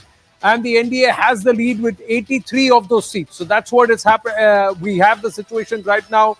83 of these seats are with the NDA, 51 with the INDI alliance, 4 going to the others. That's the current situation. Let's add 2 more states and let's increase the count and see who's placed where as we call Punjab. Let's go straight to the state of Punjab, where the Aam Aadmi Party holds sway by sweeping the Vidhan Sabha elections. But given the farmer protests, given what's happened in the recent months, is there a twist in the tail? Given the fact that the SAD and the BJP are no longer together, is there a twist in this entire Punjab story? The numbers are going to make you sit up and take notice and say, "Ye kaise ho sakta hai?" Why? For the Aam Aadmi Party, sab nahi changa si, ladies and gentlemen. That's what it is. Let's look at the numbers. The numbers say the AAP is taking only 1 out of 13 seats. 7 seats to the Congress. 3 to the BJP NDA, BJP plus or the NDA, and 2 go to the others. That perhaps is the Shiromani Akali Dal there. Aam Aadmi Party only 1 out of 13 seats. It's the News 18 mega opinion poll with the state of Punjab. The AAP is going to be worried with these numbers. They may reject it outright. They may go back and introspect, but the Congress is going to jump at this and say, wow, are we coming back in Punjab now? Let's look at the vote share. How is it with respect to the vote share? Does it really significantly dent the Aam Aadmi Party's vote share? Only 15% vote share for the AAP. Those who moved away from the Rivaji parties, that is the Shiromani Akali Dal and the Congress in the past elections in Punjab, are they going back? Are they moving away from the Bhagwant Mann-led Aam Aadmi Party? 38% vote share for the Congress, 13% vote share for the BJP. Should the BJP have gone solo in Punjab long ago? 34% is to the Shiromani Akali Dal, the others. This is the significant change or the shift that's happening. Are they going back to the Rivaji parties there, Zaka? Big story here. I think so. I think Punjab would be a surprising story again, not least because the BJP, which had 2 last time, has increased its tally. It's gone up to 3. Remember, they had Gurdaspur, Sunny Deol, not expected to get the ticket this time around, and then they had Hoshiarpur. This is a reserve constituency. So these are the 2 seats that the BJP held, but now that number is going up by 1. So the BJP on its own, in a state where it has always depended on the crutches of the Shiromani Akali Dal, will go up from 2 to 3 as per the News 18 poll. The Aam Aadmi Party, which had 1, which was Sangrur, which was Mr. Bhagwant Mann's seat, which they lost after the Vidhan Sabha election, they will have 1 seat. And the Congress, which had 8 last time around, will come down by 1 seat to just 7. So it's going to be 7 to the Congress, 2 to the Shiromani Akali Dal, 3 to the NDA, and 1 to the Aam Aadmi Party. And Rahul Shivshankar, please weigh in on me. What is surprising? Are you going to Himachal? Yeah, let's do Himachal quickly. Let's put out the Himachal numbers again. So right now, 90 seats for the BJP overall or the NDA overall in the lead that we've put out. Let's look at the state of Himachal. What's going to happen now at this time when we look at Himachal? 4 seats in Himachal, all 4 going to the BJP, comfortably placed there. So the overall tally, national tally for the BJP and the NDA goes up to 94 at this point, ladies and gentlemen. So once 3 seats for the NDA in Punjab, for all 4 seats to the BJP, that goes back into the NDA kitty. With respect to Himachal Pradesh, so overall it's a clean sweep. The last time around also, Himachal was a clean sweep for the BJP. So we'll focus on Punjab. Let's come back to Punjab. The vote share quickly, 67% vote share for the BJP, so sweeping it. The Congress, which is supposed to be in government there, now clearly not raking in the numbers as far as the Lok Sabha is concerned. So they may have won in the Vidhan Sabha, and there is trouble in the government there already. So clearly the shift is happening in the mind of the voter, and PM Modi on the ticket means it just swings towards the BJP. You know, Rahul, I think the Punjab figure is absolutely important because this whole farmers protest, and again, just like there's this whole narrative that, you know, the South doesn't like Modi, there's this narrative that Punjab does not like Modi, but they've increased their seats from 2 to 3. And for me, the bigger story, and you know, weigh in on this whole duality in the mind of the Indian voter. They just gave the Aam Aadmi Party 90 plus seats just 2 years ago in the 2022 Assembly election, and now they're down to just 1 MP. How does the voter make that distinction? Well, first of all, let's not forget that Lok Sabha elections under Mr. Modi have actually become a presidential contest. So that is something that we have to factor in. The BJP will obviously do better because the Prime Minister is on the ticket. And now there is enough data to suggest that the BJP gets a bump of anywhere between 8 to about 14%, even in seats where it doesn't have much of a presence when the Prime Minister is on the ticket. So the fact that the BJP is sort of rebounding a little bit in Punjab is not surprising. We are also hearing that Praneeth Kaur might be actually getting a ticket, and there are two others who might be in the running, who actually might do well for the Bharatiya Janata Party. So I think that number is pretty accurate. The big surprise, of course, is the Congress-AAP contest. Now, this is an interesting one because here it is the India bloc taking on each other. And it is very possible that the AAP has not been able to consolidate on its assembly election because if you remember, in the state of Punjab, this particular farm crisis and the last one, the backlash was faced by the Aam Aadmi Party's chief minister. True, but he has been seen. Sorry, go ahead. Sorry, there have been and I'm interrupting you here, but there have been protests against Bhagwant Mann by the Kisan in Punjab too. But that's what I'm talking about. What surprises me, Rahul, is that 34% of the votes are going to the SAD. If you look at the vote share here, so I was coming to that point. So I was coming to that point. Not only is it a contest between the AAP and, of course, the Congress, but there is also the SAD there. And I think if you really look at these contests, I think they're going to be close ones. I don't think that the AAP's vote share will be, it'll be around the point where it is. But I have a fundamental problem with the Congress getting the vote share that we are projecting on this particular. You feel that it will not get so much? What happened in Punjab in 2022 was that the Congress voter basically moved en masse to AAP. Because there was a rejection of politics as usual in Punjab. Both the Akali Dal and Congress were both rejected and AAP gained from it. What these numbers are showing, if they are correct, is that AAP, which was the new kid on the block, seen as a game changer, has not been able to fulfill its promise in Punjab, and the voter is going back to a traditional player like the Congress and the Akali Dal, which is at 30% here. Remember in 2019, Akali Dal in Punjab was about 27%. Why is the 34% vote share not translating into seats? How is it? No, the others could include Akali Dal plus independents and smaller. Let's say it's in the ballpark of 30%. But Nalin, this hypothesis that in 2 years, what has happened that for en masse a block of voters that went. They gave 93 seats to the Aam Aadmi Party in the assembly election. That's right. And they're down to 42% of the vote. No, but the CM lost his own Lok Sabha seat. That he did. Immediately. That was what? A month and a half. Within 6 months, Within 6 months. Within 6 months. Tehseen Poonawalla is with us in the studio. I'll give you an answer. Just Unlike Delhi, where also the AAP basically gained by displacing the Congress. Yes. And that's been a permanent change to a large extent. We've seen that. In Punjab, the AAP has been unable to replicate the successes it had in Delhi as a party of governance. Punjab is the first real state the AAP is in power in. And they had problems with the police, they've had problems with other parts. We'd like to question this data and also look at it and break it down threadbare. Ajay Alok, national spokesperson of the BJP with us. Abhinandita Mathur, spokesperson of the Aam Aadmi Party with us. Dr. Anand Ranganathan, author, political commentator with us. Tehseen Poonawalla already with us in the studio. And of course, Amitabh Tiwari, election strategist. And Neerja Chaudhary, senior journalist. Namaste, Jai Hind. Thank you very, very much to everyone. One of the questions that comes top of mind, Ajay Alok, how is the BJP going to gain in Punjab when an SAD and the others are taking 34% of the vote share? Congress is taking 38% of the vote share. And can you yourself believe that the AAP will have only 15% vote share? See, as far as the AAP saga goes, what kind of a governance they have given in Punjab is for everyone to see. People of Punjab do not want instability to return to Punjab again. And with the kind of functioning they are doing, that the Delhi is calling planes from Punjab, Punjab is sending all the help for Gujarat elections.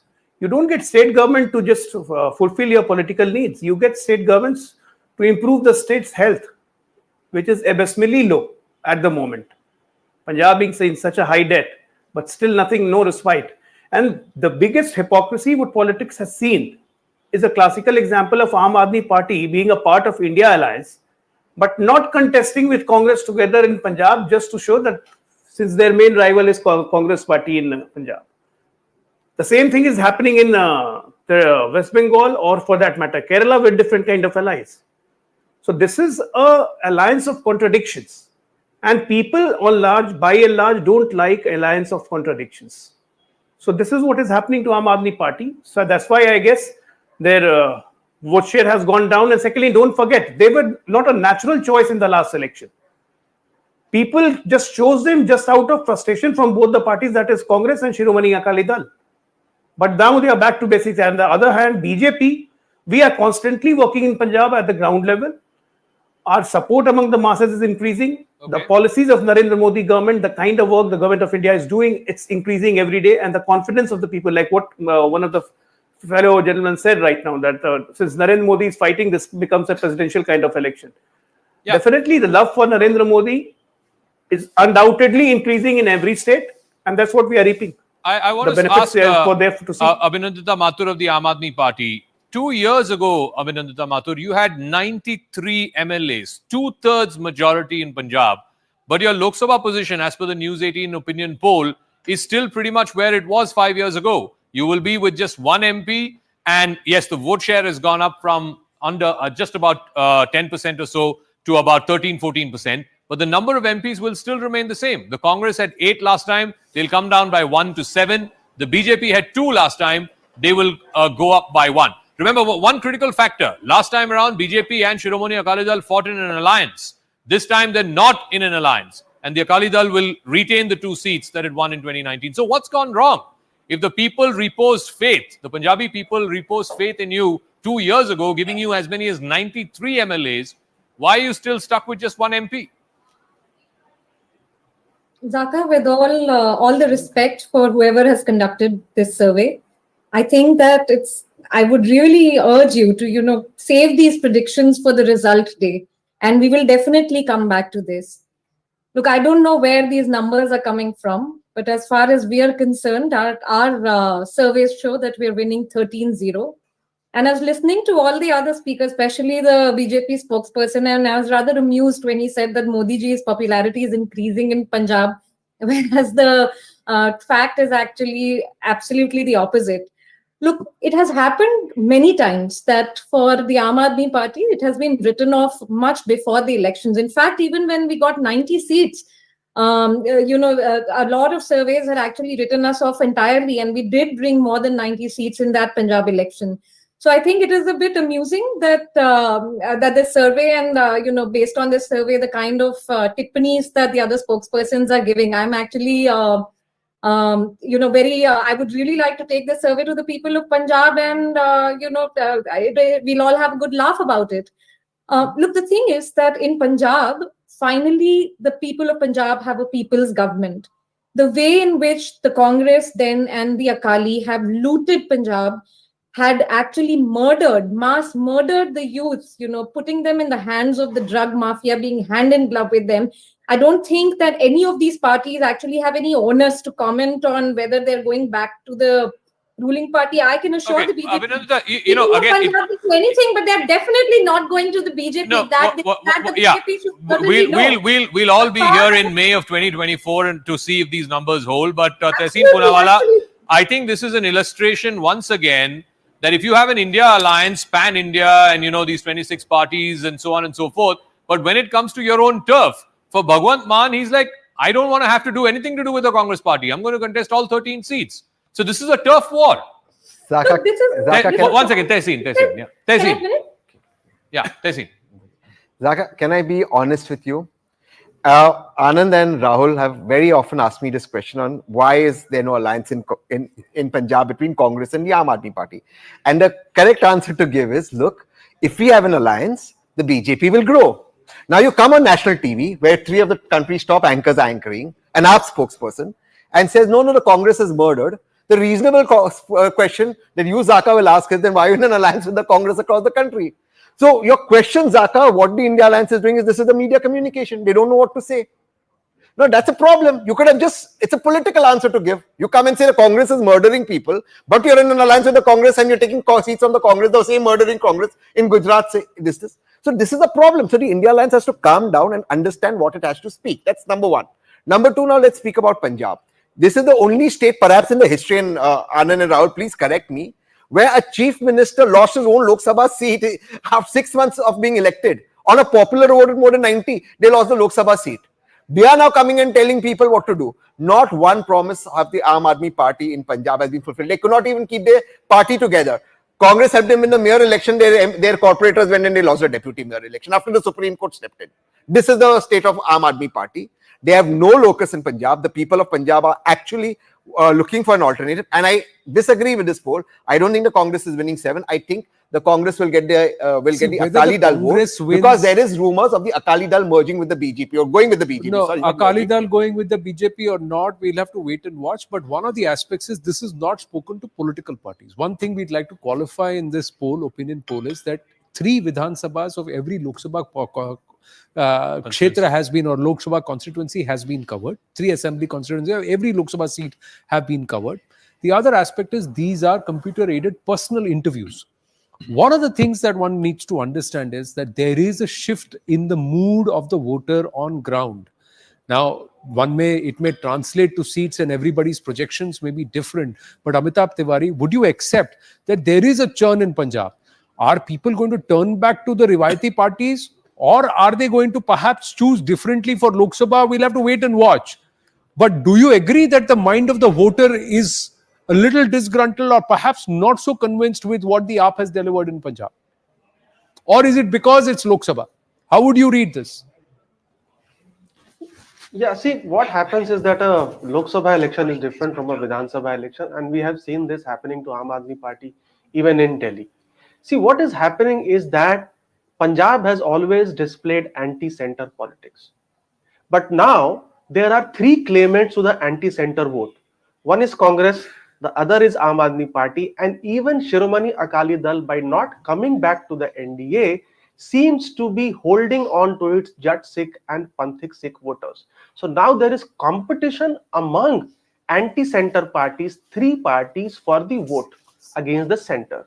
And amongst these, it seems, if the survey numbers are true, that the people are backing the Congress because they see it as the national party and also as the principal opponent to BJP at the national level.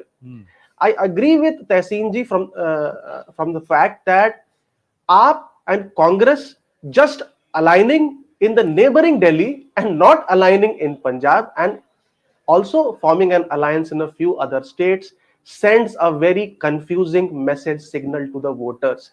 We've seen this sort of experiment of Congress and the left parties in West Bengal and Tripura, and that has failed disastrously. No, but if you look at it in Kerala, they are against BJP each other. Also, perhaps is. No, wherever required, they will ally. Wherever they need to fight with each other because it's a tough war, it's a tough war. As Zaka called it, it is a tough war. Neerja Chaudhary, where do you stand on these numbers? Neerja Chaudhary is not there. Dr. Anand Raghunathan with us. The leaderboard right now says 90-59 out of 155 seats, right up there.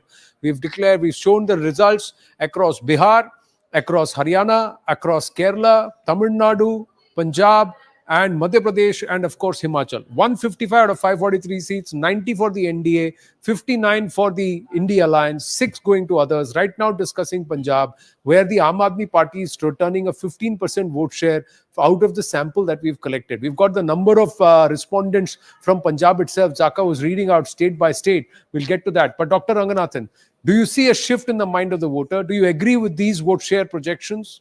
Return of the Congress and the SAD into Punjab? I think it's too early to say right now, of course, trusting the numbers, but there are a couple of points out here, Anand. I think the first one is that AAP and Congress are at loggerheads in Punjab. And of course, you will come to Bengal later on. Wherever there is, or there was a possibility, and Tehseen might disagree with me, a possibility that Congress might make a comeback. There, the allies of Congress, the so-called allies of Congress, have not given it any share at all. And I think that's something that, I don't know what Tehseen would say about that, but it reflects in more ways than one about the confidence, not in the India alliance, but Anand, rather in what the Modi government has achieved in the last 9 years. And, I would love to discuss a couple of startling new data points that have been disclosed. The first one obviously is that the periodic labor force survey now says that the unemployment is actually even lower than 3.6, is 3.1. inflation is actually lower than 5.6, it's 5.2. So there is no problem of Mehungai, there is no problem of Berozgari. What are the issues that the opposition or India alliance is going to be coming together for? See, there are Anand, those are questions to be. Sorry, just to be Anand. I know that my friend Dr. Anand is a fantastic scientist, but I can promise you, he's not gone to the market to buy tomatoes, vegetables. No, listen. So I promise you that if you say you're a great cook, yes, you're a great cook, but you haven't bought the vegetables. If you say inflation is not a problem, the viewers of CNN News 18 are going to chuckle.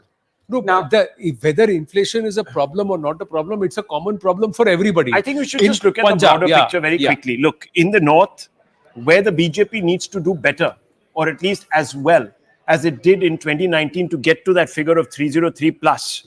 It's projecting at 370. It needs to pick up 67 seats. At this moment, it's getting 73 out of 86 projected in just the north. Now, that's a big number. That's huge. And their gains already 2 and possibly 1 more. So 3 seats they're gaining, which tells you, and some of these states are not traditionally states that get swayed. Apart from, of course, Bihar and Madhya Pradesh, Himachal and Punjab, we constantly come back to the emotive issues. I don't know if Ram Mandir, the temple, etc., has such a big emotional connect in Himachal and Punjab. Certainly, I'm not discounting the fact that it does. It consolidates the Hindu base. But does it actually have a determining effect? I don't know. No, I want to come back to Punjab about the point that Amitabh Tiwari made. And I think it's a valid point. About this. But fundamentally, the BJP, I know it's not much of a factor in Punjab, but it has, at least by our survey, got 3 seats. Yeah, 3 seats. One more than last time. Which is one more than last time. Which tells you that, again, there is a pro-incumbency advantage. The last time we saw a pro-incumbency advantage, discounting the 2019 election, was back in 1971, when Indira, who was split down the middle, the running Congress in fact, came back with a massive mandate with almost 50% vote. Yeah, no, but this anti-center politics, Nalin, what Amitabh Tiwari was saying, Punjab has always been, in the 80s, it was anti-Indira Gandhi, in the 90s, again, anti the center. And this whole perception that Punjab, because of the farm protest, whatever it is, Modi is not exactly a popular figure there. These numbers of the poll belie that. I'm not sure I agree with that characterization, simply because in Punjab, this poll is showing 3 seats for BJP as opposed to 2 last time. Correct. And those are largely in the areas where the BJP vote share in Punjab has all been concentrated in 2 or 3 or 4 seats. In those ones. I'm not sure this poll is showing an expansion geographically outside of those seats, while the overall vote share might be increasing. So in Punjab, the real issue is, in Punjab, there is an older order of politics which has been completely discredited of both the Akali Dal and the Congress. The voter is trying to find an alternative. It tried to find that in AAP.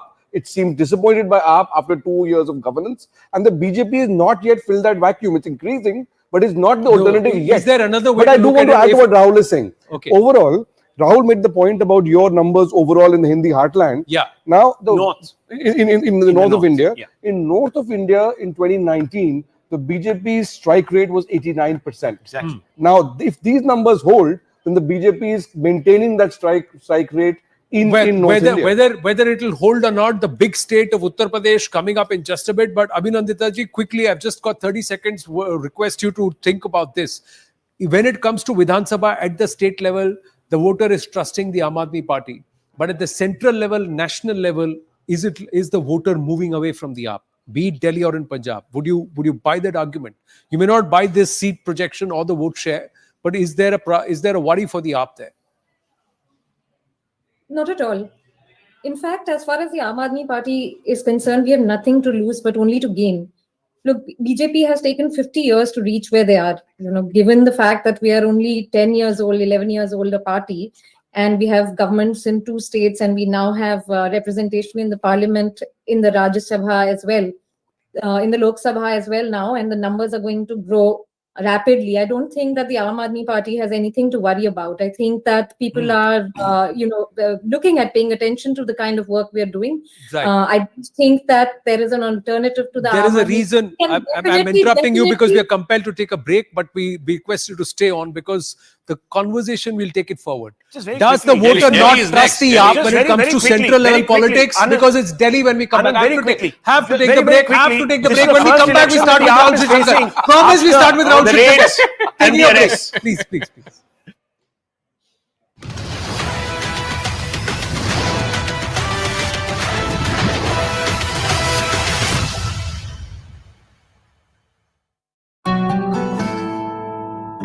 Yeah, Ajay, look at your dad.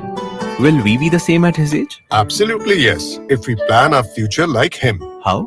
My father had invested in LIC's Jeevan Akshay, which gives immediate and guaranteed annuity at regular intervals, that too for life. Wow. But Netaji Subhash Chandra Bose and Chhatrapati Shivaji Maharaj, featuring in Ravi Murugaya's Bharat Ma, a patriotic music album sung by Shankar Mahadevan.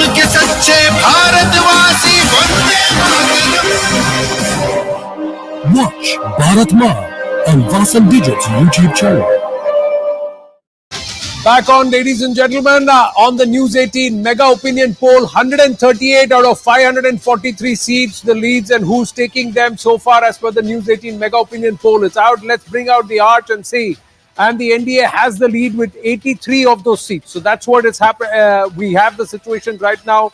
83 of these seats are with the NDA, 51 with the INDI alliance, 4 going to the others. That's the current situation. Let's add 2 more states and let's increase the count and see who's placed where, as we call Punjab. Let's go straight to the state of Punjab, where the Aam Aadmi Party holds sway by sweeping the Vidhan Sabha elections. But given the farmer protests, given what's happened in the recent months, is there a twist in the tail?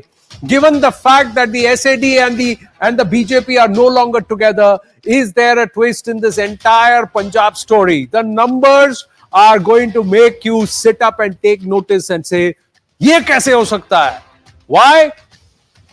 For the Aam Aadmi Party, sab nahi changa si, ladies and gentlemen. That's what it is. Let's look at the numbers. The numbers say the AAP is taking only 1 out of 13 seats. 7 seats to the Congress. 3 to the BJP NDA, BJP plus or the NDA, and 2 go to the others. That perhaps is the Shiromani Akali Dal there.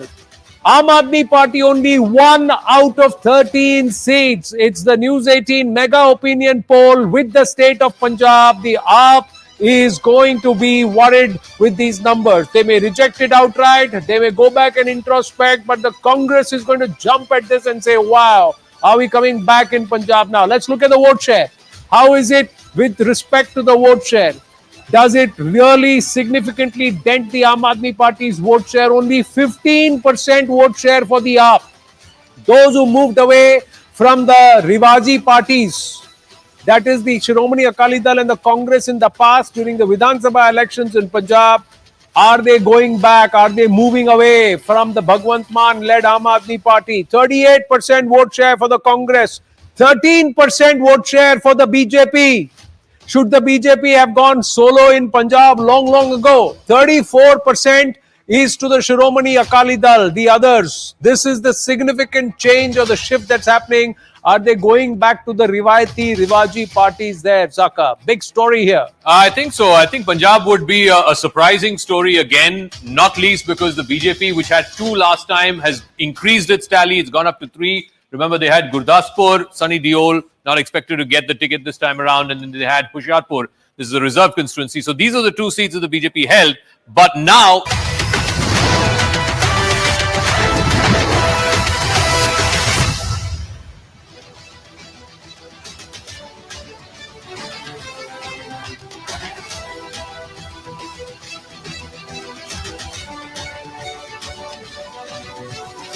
Back on, ladies and gentlemen, on the News 18 mega opinion poll, and we've covered right now the states that we've covered. We started with the state of Bihar, moved to Kerala and Madhya Pradesh, then Tamil Nadu and Haryana, Punjab and Himachal, and let's look at the capital, the national capital of Delhi now. Let's bring in Delhi and see how do the scores add up so far. Does the NDA continue to have the dominance that it has had so far? 162 out of 543 declared, 97 to the NDA. Now let's look at Delhi. The last time around, they had all 7 seats in Delhi. What are the projections this time around? The News 18 Mega Opinion Poll says BJP will retain all 7 seats, even as Harsh Malhotra has also been added as a candidate now. So there's been a change of the candidates, but retention rate continues to be up 100% for the BJP in the state of Delhi. Let's look at the vote shares. The vote shares have a story to tell on their own, ladies and gentlemen. And this is the case that we were making when we went into the break. Is the AAP not able to translate its Vidhan Sabha strength or hold in states like Delhi and in Punjab, where it's in power, into the central elections or the Lok Sabha elections? Nearly 60% vote share for the BJP. Its core voter in Delhi at Vidhan Sabha level is about 33 to 34%. So that means it's a big 14% up for the BJP. Beg your pardon, 24. Yeah, and that's why Mr. Modi is on the ticket and wins. And therefore he gets 8%. Ajay Alok of the BJP, we'll also call out the approval ratings. A rabble that is pulling. We'll ask the team to put out the approval ratings of the 4 leaders. Ajay Alok of the BJP with us, 7 seats. You have to change all your candidates except Manoj Tiwari. So Tehseen Punawala says, आपका MPs ने perform नहीं किया. किस बात का vote क्यों कमाएंगे आप? Why should you be voted in? I'm really amazed that I can understand that the Congress party has lost the pulse of people. They don't understand the pulse of the country and the mood of the nation. But I was not expecting this from Tehseen Bhai at least. And he keeps on shuttling between Delhi and Pune. So you should understand the pulse of the people. Here is a leader whose credibility is well judged, whose track record is impeccable. Here is a leader who's for the last 22 years of power as Chief Minister and as the Prime Minister has no charges of corruption against him, has not tolerated corruption at any level, is doing all possible actions against corrupts, sending them to jail. And actually, it's working good for us that the Congress party and Aam Aadmi party, they don't understand the pulse of the people. This actually works for us. It's good to be. The biggest part in this politics is perception. And the perception of in Delhi about Congress, you ask any moving guy, it's not a fence sitter don't wins you elections, sir. It's the people who wins you election. It's the people's perception what wins you the election. This has happened in 2014. But the politics of perception fails the BJP when it comes to Vidhan Sabha. Can I make a very quick point? Yeah. You know, I think what Tehseen also said, you have to agree that there is a point. I mean, Modi is facing anti-incumbency the 3rd time round. Has he been replaced? No, because he's delivered. So the point remains, those who have delivered or done exceptionally well have not been changed, have been retained. So BJP sometime or the other has to answer this question. Every party has to. Why have you removed or changed your candidate? Can I just show that on the map? I think Tehseen is getting to a point. I think the reason why the BJP changes, as Nalin said, is because of cutting out local anti-incumbency. But look at the vote share difference. 56%, which means almost 2/3, 2 out of every 3 voters are voting for the BJP when it's a Lok Sabha election. This is drastically different. It comes down to in the early 30s. So the BJP loses 20% vote share when it's a Vidhan Sabha election. The India Alliance, despite both of these parties, Congress and Aam Aadmi Party joining hands, it still manages just about 40% vote share. And in the News 18 poll, this 40% is stuck there. It's stuck at 40%. In fact, the NDA has gone up from 56 to 58. So which means it has increased. But I think Tehseen is right. You look at the New Delhi constituency, Meenakshi Lekhi's sitting MP has been dropped. South Delhi, Ramesh Biduri, sitting MP, has been dropped. You look at West Delhi, Parvesh Verma, sitting MP, has been dropped. Northwest Delhi, Hansraj Hans, sitting MP, has been dropped. Chandni Chowk, Harshvardhan, who was the health minister, he's been dropped. And he's been a multiple-term MP from Chandni Chowk. The only constituency in Delhi where the MP has not been changed is Manoj Tiwari. Has he done such exceptional work that he can't be changed? Or is it a caste dynamic? Because in Northeast Delhi, there's a huge proportion of Purvanchali vote. I don't know what the reason is, but there's got to be a logic to this. See, and not just that. One of the things, Ajay Alok, you have to take this criticism. When it comes to Delhi, your local candidates are not delivering. Be it in Vidhan Sabha or in Lok Sabha, the faces are not delivering in their constituencies. The BJP does not change their candidates until unless it does a survey and figures out their winnability. It's a fact. So it's a sapphire every time. And this is PM Modi's on the ticket that's 8-10% of the vote. But the rest of the vote should come from the candidate. No, why is the incumbent not there in the candidate list? Ajay Alok. Then we go to the Aam Aadmi Party after this. Yeah. Well, every political party has strategy when they give tickets, and we all do different kind of surveys, and different kind of feedbacks are taken from every constituency at multiple levels, and then only the ticket distribution is taken into care of. First of all, see, repeating candidate, we have repeated almost 60%, 70% of the candidate till now what we have announced.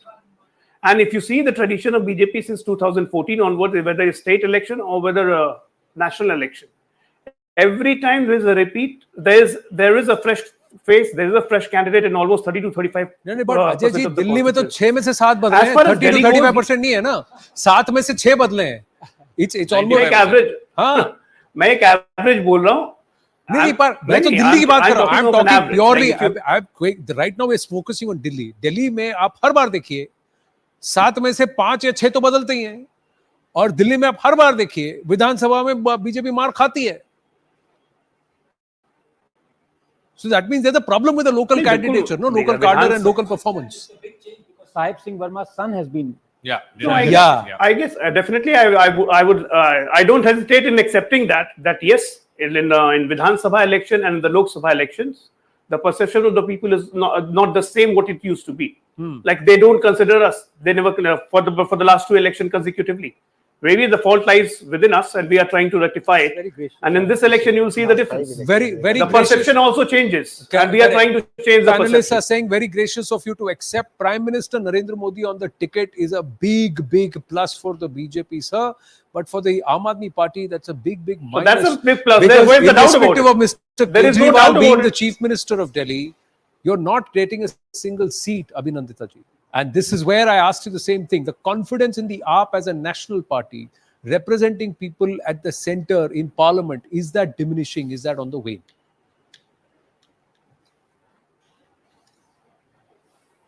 You're on mute, Abhinandita. You have to unmute, please. Thanks. I think, like I said about Punjab, I think we'll come back to these polls after the election results. Look, the electorate also evolves, and it takes time for an electorate to start electing a party. For example, when the people of Delhi gave us the first mandate, the second mandate, and then they finally gave us the MCD.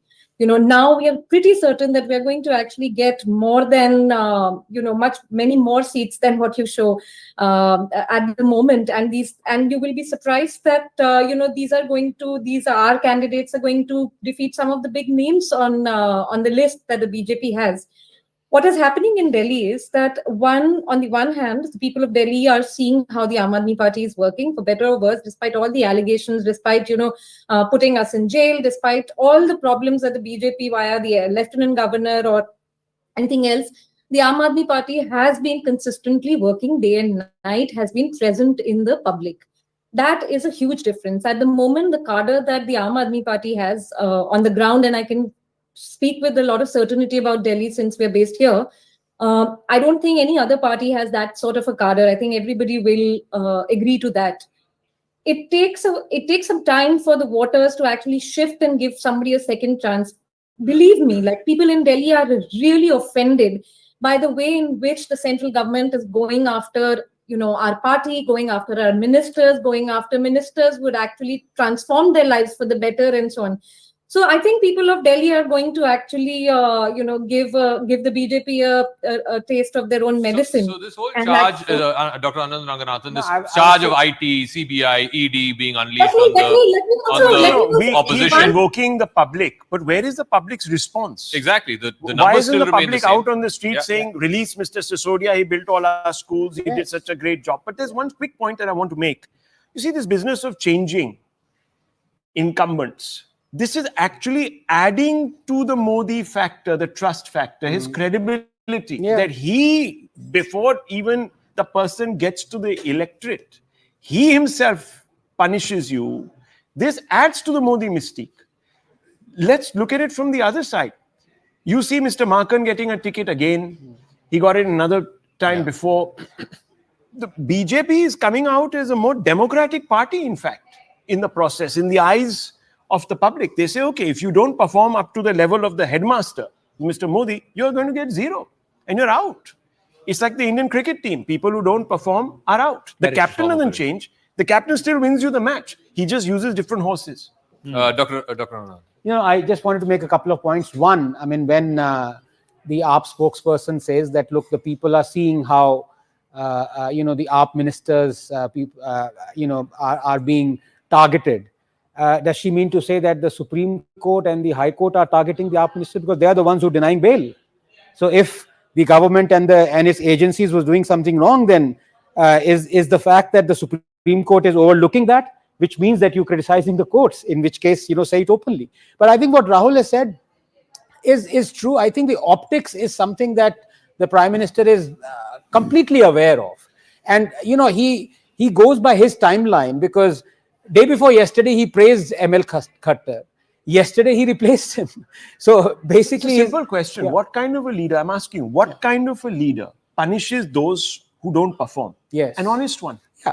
And how does Mr. Modi score on the honesty sweepstakes? Yeah. You saw the number. Yeah, 70. It's the highest. No, the other aspect. See, please, Dr. Ranganathan, one quick point. Yeah. Mr. ML Khattar, when this survey happened, was the Chief Minister of Haryana. Right. And BJP was taking all 10 seats in Haryana when Khattar was the Chief Minister. Yes. And the other aspect, without the coalition. Yeah, without the coalition. And the other aspect is that ML Khattar has been credited by the Prime Minister for the work that he's done in Haryana, because the scam job, pay your money and gone is gone. Now this is the approval rating of the Prime Minister. Look at that, 73% is honesty. I am sorry, that honesty, cares about people. Two most important aspects are breaching the 70 number. Everything around the 70% number. I strongly object to this number, and I'll tell you this is nothing but perception. And I respect the opinion pool. I'll tell you why. Perception is what positively. I agree. Yeah, but please, please, just give me 30 seconds. Where was Mr. Modi's honesty or the BJP's honesty when he said Chakki Pisang to Ajit Pawar? Where is Ajit Pawar? When Chaggan Bhujbal's file got lost? When Rahul, on your show, the BJP spokesperson say about why is Chaudhary getting foreign funding from countries that harm India today, esteemed part of BJP? When Narayan Rane's files again got lost? People who joined BJP, Punawala, simple question to you, sir. How many of them? How many of the questions? No, Mr. Punawala. Tehseen, this is a poll. Tehseen, one simple question, sir. Tehseen, one simple question. You can ask a lot. Every time you're naming somebody or the other who was with the BJP or is now with the BJP, it's not Prime Minister Narendra Modi who's being dishonest. In this case, sir, the person who's got only a 27% approval rating is currently still, since 2015, after being charged by the Delhi High Court, is out on bail. I'm sorry. So I'm just saying, I'm asking, please, Prime Minister Narendra Modi has never had a single question mark on his integrity and his honesty, and that is what is reflecting. The other part, Modani issue is a question mark on his integrity. See, I'm not, please, no one here in politics is an angel. Okay. Politicians are opportunists. They manage perception. They're in the business of managing perception because perception dictates how people vote at the end of the day. It's unfortunate that there is no leader in the opposition that is trusted by the public to deliver a credible message. That's the fundamental problem. This survey, if I can just say, this survey is startling and very revealing, because I personally consider Modi as not honest. And I'll tell you why, because even though he personally has not indulged in a scam, he has overlooked corrupt people. He's inducted them. It's, as I said, it's no longer a washing machine. BJP is a dhobi ghat now, full-fledged one. So the fact that the public has overwhelmingly rejected the idea that Modi is dishonest is very revealing, very revealing. You have to respect that test. And this is a perceptorial survey comparing two people. Yeah. So, I mean, fundamentally, people believe. Now, whether it's right, it's a fact or not, it's immaterial. People believe. I mean, you can't call them basket of deplorables. And No, I agree with you. And I think that's where the India Alliance has completely lost the plot. The only thing the India Alliance did together as a communication department was to boycott Anchor. Beyond that, tell me one strategy of the India Alliance. How can you expect the India Alliance to win on honesty when they are constantly accusing the others? The ally of being fighting, including on your show. I agree with you. Anand, what I want to add here is that look, one, this shows you what constitutes brand Modi, the definition of brand Modi itself. Second is, these numbers are coming after 10 years in power. Right? Imagine 10 years after Manmohan Singh in power, what Modi's numbers were and Manmohan Singh's numbers were. Look at this. We have to see this in that context. So it would be very revealing if a survey had been conducted. Do you believe Dr. Manmohan Singh is honest? Because personally he had an image of honesty, but he was overseeing a government that was the most. Here's the one thing. Here's the one thing. Even though Mr. Manmohan Singh himself Here's the one thing that we all have to see. Prime Minister Narendra Modi's approval ratings are at 59%. Okay, after 10 years in power, they're at 59%. A lot of people said in 2014 or 2019 it was somewhere around 70%. So that means there is a little bit of an erosion, which PM Modi will be looking at, as sharp as an astute politician that he is. And whether or not this washing machine Dobighat jibe remains, or whether there will be a thorough cleanup, we'll have to wait and watch. We're going to take a short break. Ladies and gentlemen, what if we say, let's take the seat share or the seat revelation that we've done up a little. It's right now overall, out of 272 seats, that's the halfway mark, 543 seats of the Lok Sabha. We are telling you right now it's 97 to the NDA, 59 to the INDI alliance, 6 to the others. Overall, it's nearly about, what if we take the total number of seat projections to nearly 250? If one big state that has 80 seats to the Lok Sabha, what will be the result there? Will it take the NDA and the BJP past 150, 160, or will it shrink down or stay inside 140? Uttar Pradesh ke man ki baat. What is it that they have told the News 18 mega opinion poll? Coming up right now after the break. Stay with us.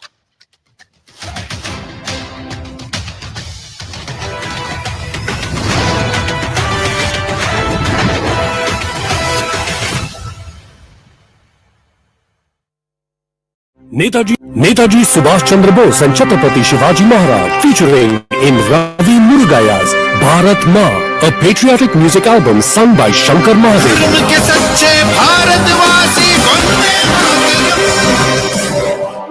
Watch Bharat Ma on Vasan Digit's YouTube channel.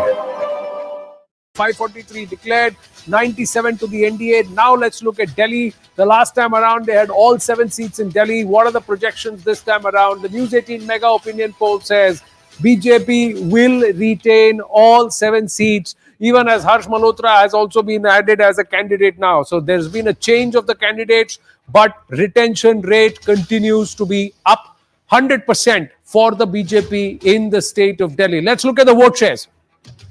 The vote shares have a story to tell on their own, ladies and gentlemen, and this is the case that we were making when we went into the break.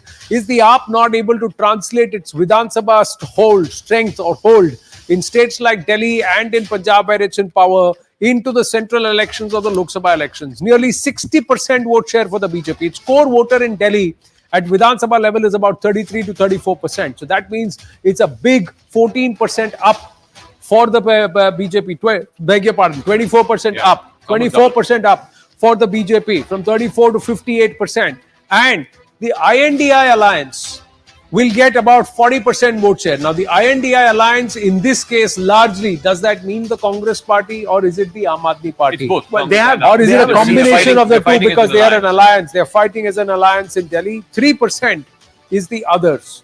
These are the numbers for Delhi. Rahul Shivshankar, as promised, we'll start with. Well, sorry about interrupting you just before the break the last time, but the point I was making about the AAP, which is in power in Punjab as well as in Delhi, not doing well at the Lok Sabha level, is because 2 reasons. Number one, it is not seen as the national party of governance, not an alternative. Neither is Mr. Kejriwal in the same bracket, as our own poll has shown, as Mr. Modi in the leader sweepstakes. Number one. Number two, don't forget, this is a national election, national issues. Corruption is a big issue. It's the first election that the AAP is facing after most of its leadership in Delhi is in jail. There are also corruption allegations against the AAP in some levels in Punjab. You have a problem of perception here. It's clear. The AAP is certainly not developing into a party of national alternative. That's going to bother the AAP.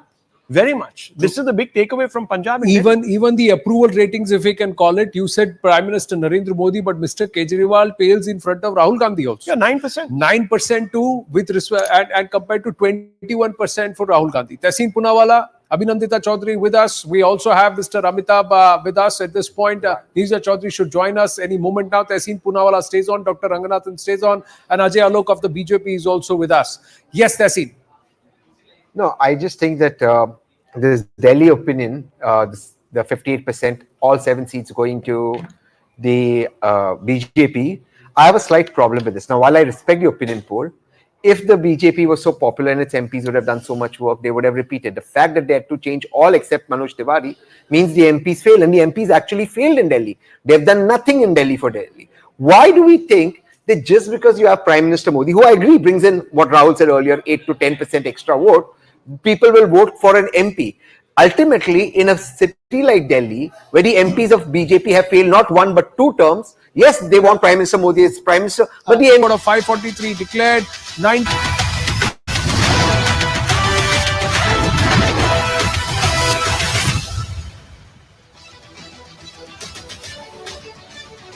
Back on the News 18 Mega Opinion Poll, ladies and gentlemen, I'm Anand Narasimhan, with me Zaka Jacob and Rahul Shivshankar. But the state that we need to now talk about, that could perhaps turn the tables or perhaps change the momentum altogether. 162 out of 543 seats so far, 97 to the NDA. The India Alliance also in the hunt with near about 60 seats. But now let's talk about Uttar Pradesh. The big single state, 80 seats. The last time around, the NDA had 62 seats there. 62 seats the last time around. This time, 80 on 80 is the target. How much do they get on the News 18 Mega Opinion Poll in Uttar Pradesh? What is Uttar Pradesh ke man ki baat? Ladies and gentlemen, dil tham ke baithiye, because this number will also startle you. 77 seats. 77 seats for the NDA. Only 2 for the INDI Alliance. 1 goes to the BSP. The INDI Alliance ka supda saaf, swept away altogether. The Yogi Modi combine or the Modi Yogi combine. And add to that, we'll see if that's going to be a talking point. Pran Pratishtha of Ram Lala, the Bhavya Ram Mandir built. 77 seats to the NDA, and then that surge, ladies and gentlemen, out of 242 seats, the number really jumps for the NDA and the BJP. Let's look at the vote share. 80 seateं Uttar Pradesh की, 57% vote share. Nearly a 60% vote share for the NDA, 26% for the INDI Alliance, that is the Congress and the Samajwadi Party, 9% for the BSP, 8% others. The BJP is taking Uttar Pradesh, and how? 62 last time, 77 this time, 15 more seats added. The Modi plus Yogi juggernaut rolling through Uttar Pradesh. And does this now take the BJP not just close to the 272 number, further closer to the 272 number, but does this now put it in pole position to do better than 303? That's the big question.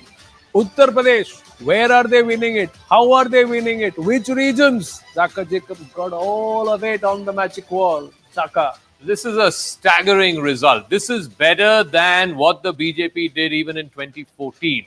2019, as Anand said, they came down to 62 out of 80, which is still commendable. 2014, it was 71 out of 80. This time, it's 77 out of 80. Only 3 seats going to the opposition. Where are the gains coming from? The India Alliance and the BSP getting 1 seat each in the Awadh region. This is Lucknow and around that area. So this could potentially be, we don't know, this could potentially be the Raebareli seat, perhaps. And BSP, we don't know which this seat is. The only other seat that is going, 1 seat in Purvanchal, which again could be Azamgarh, which has been traditionally a Samajwadi Party seat. So 1 seat in Purvanchal.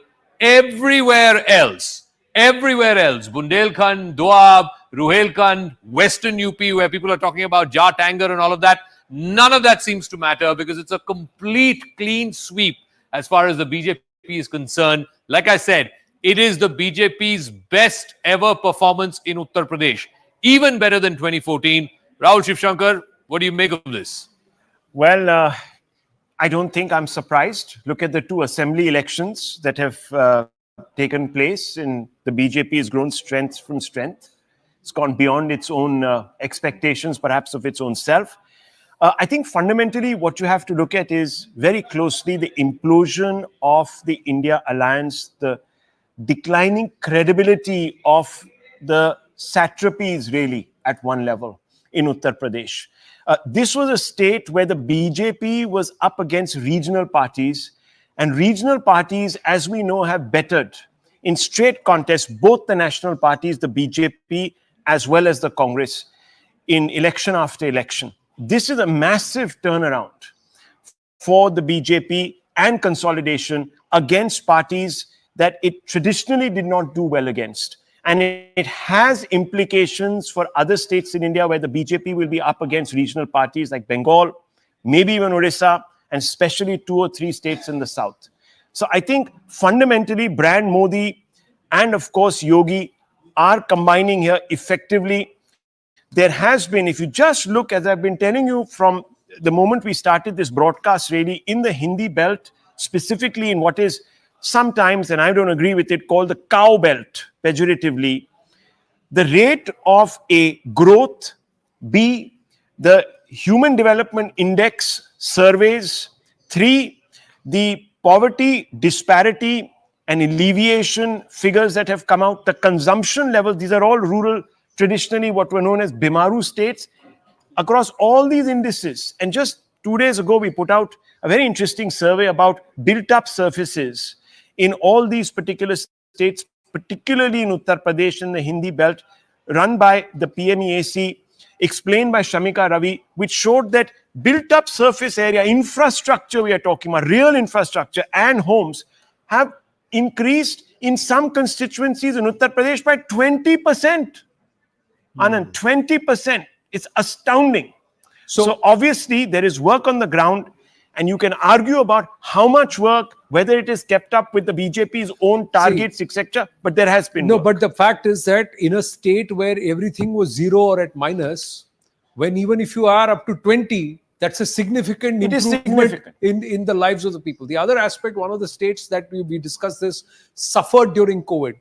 But benefited because of the food security and also PM Awas. That is about ground up infrastructure that's being built. Big gains in Uttar Pradesh. Anand Ranganathan, Nalin and Tehsil. Then we go to our guests also over through this. To start off with, in the immortal words of Rahul Gandhi, okay, Tata, khatam, bye-bye. The lead is open to 1/3 now, 60 and 174. Nearly 3 times the lead, nearly 3 times. But as Rahul said, it's almost like a perfect teamwork with garnishing of the Ram Temple effect on top. When people say, how is this combination Modi and Yogi working time and again in UP, I will give you some data. You remember, Anand, about a couple of years ago or 1.5 years ago, there were these terrible riots in Jahangirpuri in Delhi. And I think your crew went to Jahangirpuri and asked the people, and you know what they said? They said, "Hame bijli pani nahi chahiye, hame yogi do, hame yogi do." That tells you what people want above everything else is law and order, is stability, is peace of mind. A, Yogi has given it. B, out of all the central schemes that Modi has given, maximum benefit has been taken by UP. And you talk about the base effect, of course, because you have the poverty maximum in UP and Bihar. But almost 1/3 of Ayushman health card, almost 1/3 of gas cylinders, almost 1/3 of toilets have been built in UP. And not even talking of the highways and infrastructure that Rahul was talking of. So the base is solid foundation. People have seen that the delivery is astonishing. And on top of that, the Ram Temple effect is the maximum. We will talk about the Ram Temple effect in just a bit. How much do you think, Vikas versus Vishwas, which is the factor that's translating into such huge gains for the BJP? In Uttar Pradesh, the BJP is by far the most socially representative party across all social indicators, barring Muslims. Number one. Number two, like Anand was saying, in the social welfare schemes, PM Awas, about 26 million houses have been approved. Yeah. A significant proportion of them have been in UP. UP has been far ahead of other states in implementation and of government schemes, but because it came from such a low base, the rate of change has been significantly high. So that made a huge difference. Women voters. Significant rise of BJP is linked to the rise of women voters who have been the biggest beneficiary of these schemes. So in that sense, when you add all of this together, and in your survey, by the way, Anand, shows that the three biggest issues for voters are what? Jobs, law and order is the second one. Yeah. Now, if you look at law and order, when in the UP election of 2022, when Yogi won the greatest victory ever of the BJP in that state, the only thing you heard when you traveled across the state was law and order. Second thing you heard was ration, tail, right? That was all because of what happened in the COVID safety net. So what we are seeing is that in between 2014 to 2024, the model that the BJP started in 2014, it was an anti-incumbency thing, right? But in 2019, the BJP grew roots in UP. In 2022, that model deepened further, and now we are seeing that expanding even further, both at a social coalition level and at a development level. One small point. You know, when you talk of a Vikas, Anand, you also talked of Vishwas, and I think that's very important to make. He may not get Muslim votes, but the fact remains that even Muslims and their community acknowledges that maximum benefit of all these schemes proportionately has gone to the Muslims in UP. I want to add something to a very interesting point you said. On Muslim vote, when I was looking at the fine print of this survey, it showed a surprisingly high number of Muslim votes for BJP. Really? It's significantly higher than the UP election of 2022. And in fact, the survey has been mapped Shia voters as well as Sunni voters. And while, of course, Sunni Shia voters were more, so that traditionally they voted more for BJP. But the rise in Sunni voters from a much lower base is significantly high. No, among women, the Pashmandas will come into play. They are the ones who have gained the maximum out of the Labh or the Labharti. Sudhanshu Trivedi, member Rajya Sabha, MP, also and also national spokesperson of the BJP with us. We'll also try and thank Nalin for joining us at this point. Shantanu Gupta will be joining us. Dr. Anand Ranganathan and Tehseen Poonawala stay on. Sudhanshu ji, namaste.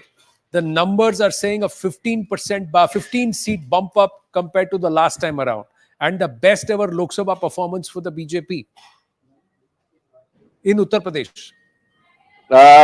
Actually, Anand, if you look in 2014 was adjusted the best ever performance. Then 2019 proved to be further high in terms of percentage of vote, though we declined a little bit on the seats. Now it is again going to be the best performance as per you. But my point of interest is the 3 seats which you are showing, 2 to India Alliance and 1 to BSP. Which are those 2 seats? I think the Amethi and Raebareli is not surfacing in this.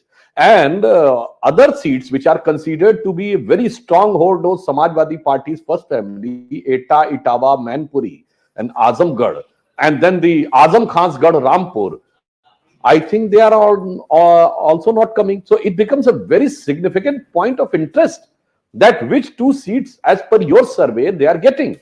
And I would like to say, as you were discussing, UP was considered to be a Bimaru state, but that was not just the truth. As Anand Ranganathan was saying, the first and foremost thing in Uttar Pradesh was law and order. And the biggest change after our government came in Delhi under Modi ji and our government came in UP under Yogi ji, it has transformed UP.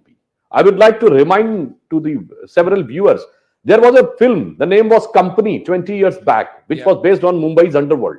And in that, a police cop officer was saying that nowadays it has become very difficult to identify the shooters because they used to come. There was a scene that a person is coming, someone was giving money, then a sound of a shot, and the person is again going on a bus, and there was a milestone, Azamgarh 500 kilometers. This was the image of Uttar Pradesh. And now the same Uttar Pradesh is that where mafias used to file the petition in the court that they are safe in the Punjab jail. They don't want to go in Uttar Pradesh jail. And the same Azamgarh has said, Maharaja Suhel Dev State University, same Azamgarh as Prime Minister has inaugurated the airport, expressway. मतलब जमाना बदल गया और इसीलिए मैं कहना चाहता हूं, whatever you are saying, we got 42% vote, 38-39% in 2014. Then further we improved the share in 2019. Now, as per survey, it is crossing 57%. But we hope that we will be able to touch 60% vote, जिसे UP की भाषा पर कहेंगे 100 में 60 हमारा है और बाकी में बंटवारा है. Baki mein, but Ghanshyam Tiwari is also with us, national spokesperson of the Samajwadi Party. Your thoughts on the News 18 mega opinion poll? 77 seats to the BJP, 2 to the INDI alliance, 1 to the BSP. You're on mute, Ghanshyam. Good evening, Anand, to you, the fellow co-panelists and the viewers. It's a good wish list that BJP has had when they say 400 par. But the people of India are saying 400 BC par. इस बार 400 BC करने वाले लोगों को पार कर देंगे. And Sudhanshu ji very eloquently was talking about again a dreamland of Uttar Pradesh. But the real land of Uttar Pradesh is who's flashing the gun? Who flashed the guns on farmers and then ran his jeep on them? And what is the status of that person? That person will be campaigning for BJP for his own father, who by the way is no saint. He had serious charges, criminal charges on him, and he is Minister of State in this government. Braj Bhushan Sharan Singh is also not a saint. He is a leading campaigner for BJP. अब ब्रजभूषण शरण सिंह और स्मृति ईरानी दोनों ही मोदी जी का परिवार हैं. And daughters of Uttar Pradesh are asking that ये जो बेटियां हैं उत्तर प्रदेश की, whose father has to commit suicide because rapes happened, they died, and not a single person in Uttar Pradesh government flinched a muscle. ये किसकी परिवार है? Where 2017, 2018, 2019, 2020, 2021, 22, 23, 24, has any year passed where at least 50 lakh students have not been affected by an exam paper leak? Whose family are these students? If you believe that a government that destroys the livelihood of the youth, where youth today are lining up to work in war zone in Israel, what a shame it is, where their careers are destroyed with paper leak, where daughters' confidence and esteem is destroyed with leaders like Braj Bhushan Sharan Singh. Beti Bachao is a dhamki rather than a slogan, where BJP is helter-skelter finding allies who will not oppose BJP firing on farmers. With drones, have you ever heard in any country across the world? Sudhanshu ji has traveled across the world. Has any country seen a picture where farmers are being fired upon through drones? Any country? No. If with this kind of episode, BJP believes that there will be 400 par, it's 400 BC par. That is why they are hiding behind electoral bonds. Who is hiding behind electoral bonds? This Maha Ghotala, where the entire government stands naked in the court. Who's hiding? It is the BJP. No, I want to make 2 points. 1 second. Ghanshyam, can we bring it back to the poll, please? As per the poll, you can dispute these figures. It's entirely up to you. You can say these are completely bogus figures. That is entirely up to you. But as per the poll, Samajwadi Party is not even winning in its strongholds. Seats like Maipuri, Itawa, their entire belt in the central part of the state, which is the guard of your first family, even those seats, the Samajwadi Party is finding it difficult to retain. The only retention seat is Azamgarh, which is in the eastern part of the state. That should, A, worry you. And I'll also ask the panelists this. This is the first election I'm seeing, as we welcome Shantanu Gupta also here, the official biographer of Yogi Adityanath. The first election that I am seeing where the BSP's vote share has collapsed. It is less than 10%.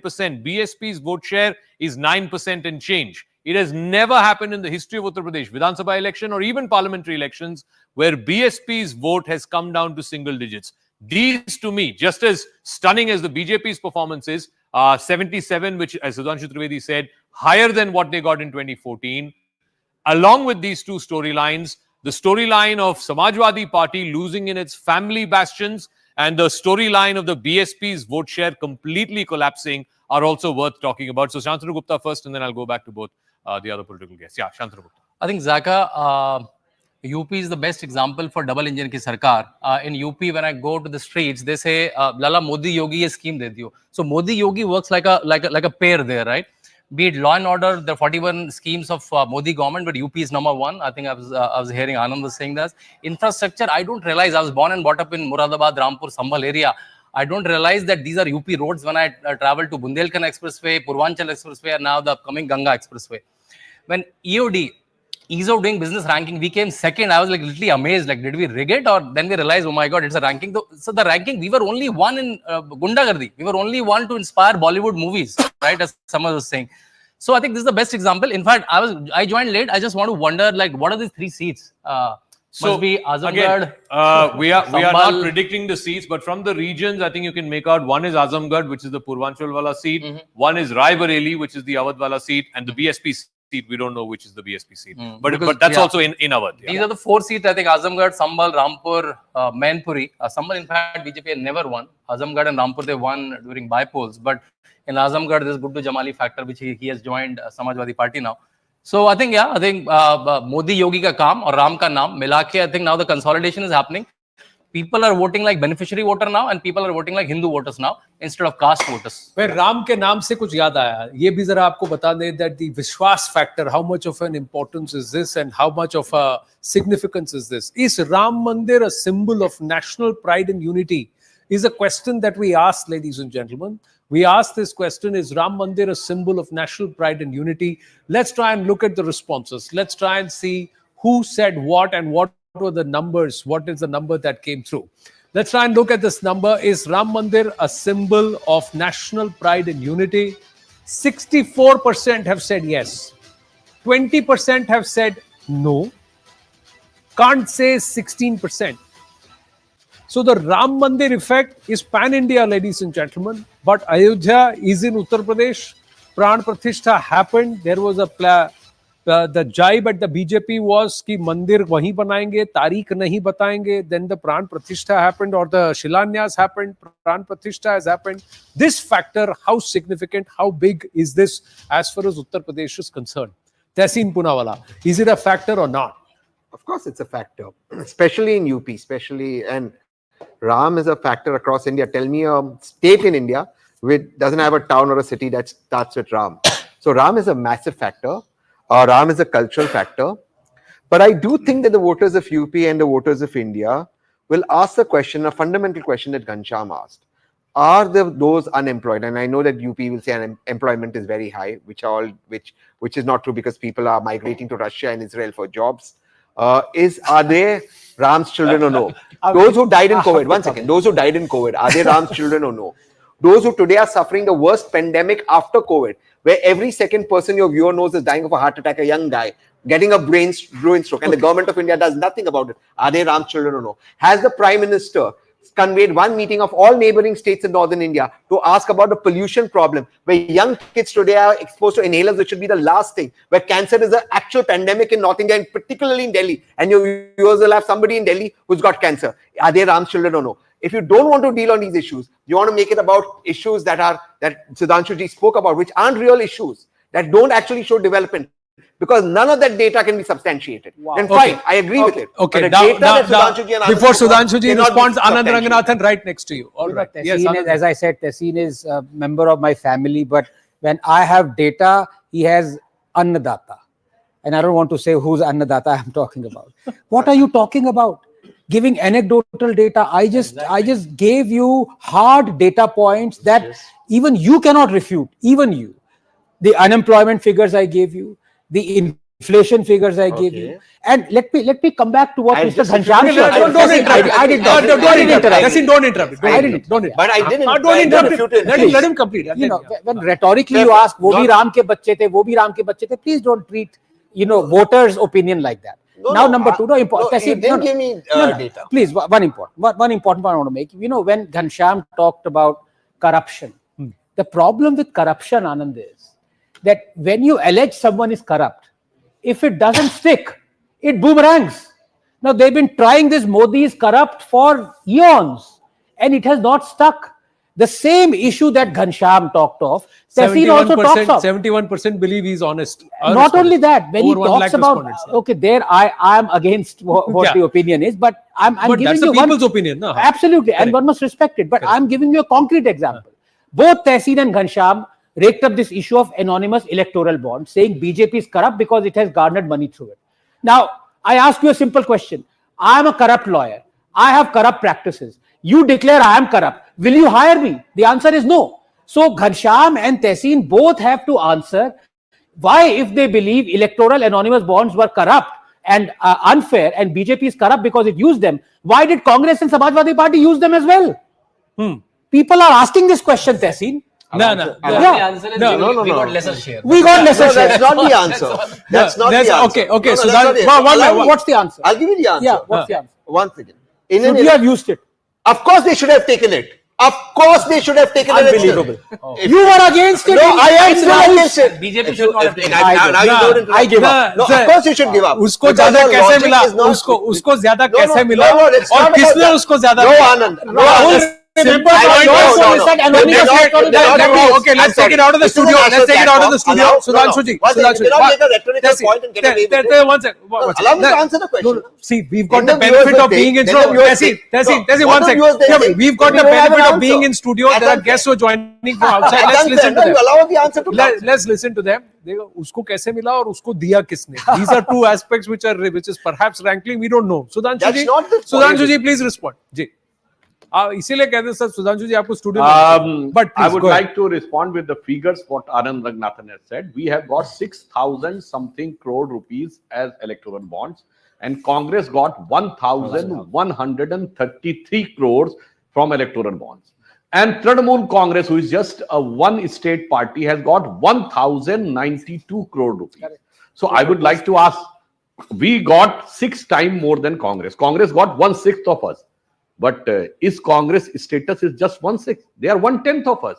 And even if by proportion to Tehseen, I would like, they are having 52 seats, we are having 303. So 6 times hai na?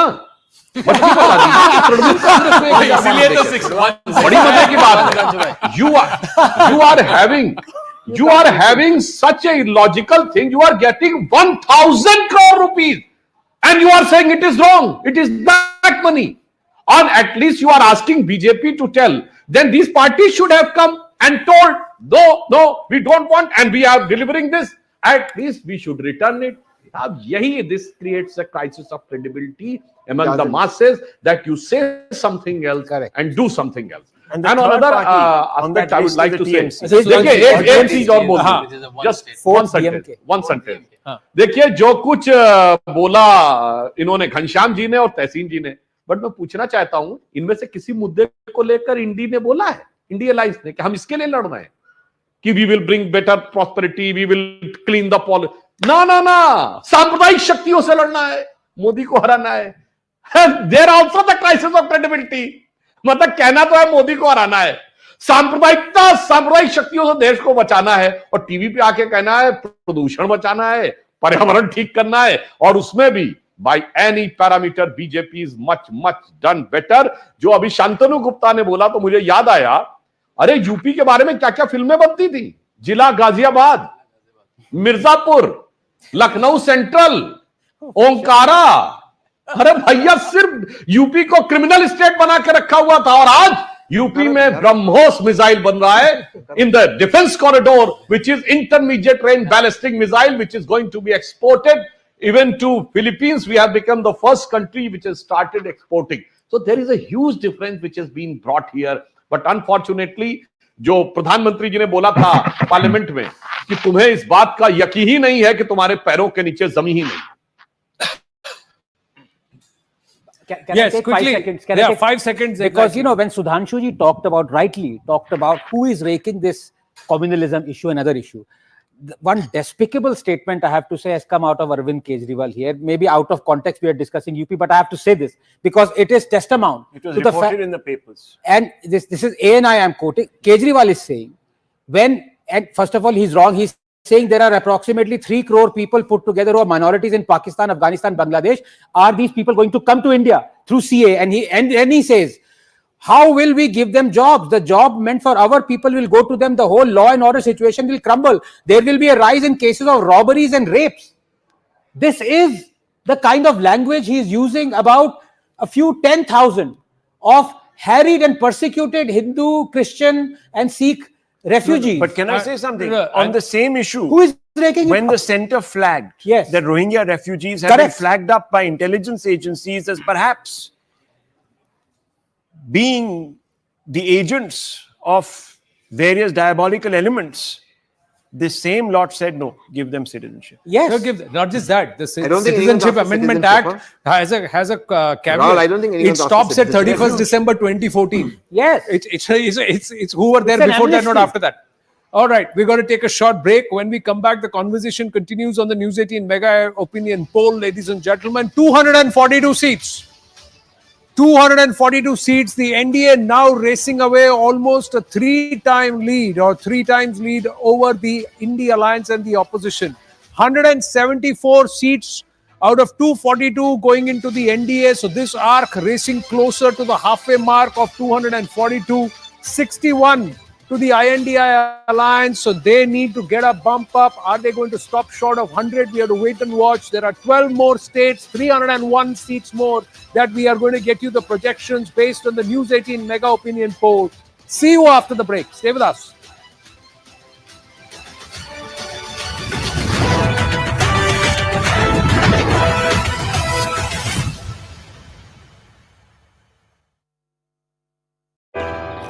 Netaji Subhash Chandra Bose and Chhatrapati Shivaji Maharaj, featuring in Ravi Murugaya's Bharat Maa, a patriotic music album sung by Shankar Mahadevan.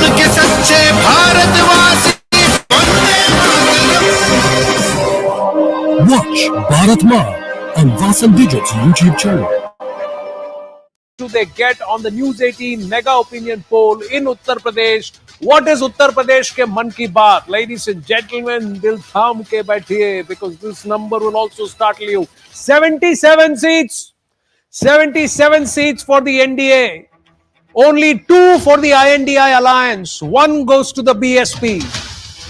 The INDI Alliance ka supla saaf, swept away altogether. The Yogi Modi combine or the Modi Yogi combine. And add to that, we'll see if that's going to be a talking point. Pran Pratishtha of Ram Lala, the Bhavya Ram Mandir built, 77 seats to the NDA, and then that surge, ladies and gentlemen, out of 242 seats. The number really jumps for the NDA and the BJP. Let's look at the vote share. 80 seatein Uttar Pradesh ki, 57% vote share. Nearly a 60% vote share for the NDA, 26% for the INDI Alliance, that is the Congress and the Samajwadi Party, 9% for the BSP, 8% others. The BJP is taking Uttar Pradesh, and how? 62 last time, 77 this time, 15 more seats added. The Modi plus Yogi juggernaut rolling through Uttar Pradesh. And does this now take the BJP not just close to the 272 number, further closer to the 272 number, but does this now put it in pole position to do better than 303? That's the big question. Uttar Pradesh, where are they winning it? How are they winning it? Which regions? Zaka Jacob got all of it on the magic wall. Zaka. This is a staggering result. This is better than what the BJP did even in 2014. 2019, as Anand said, they came down to 62 out of 80, which is still commendable. 2014, it was 71 out of 80. This time, it's 77 out of 80. Only 3 seats going to the opposition. Where are the gains coming from? The India Alliance and the BSP getting 1 seat each in the Awadh region. This is Lucknow and around that area. So this could potentially be, we don't know, this could potentially be the Raebareli seat, perhaps. And BSP, we don't know which this seat is. The only other seat that is going, 1 seat in Purvanchal, which again could be Azamgarh, which has been traditionally a Samajwadi Party seat. So 1 seat in Purvanchal. Everywhere else, Bundelkhand, Doab, Ruhelkhand, Western UP, where people are talking about Jat anger and all of that, none of that seems to matter because it's a complete clean sweep as far as the BJP is concerned. Like I said, it is the BJP.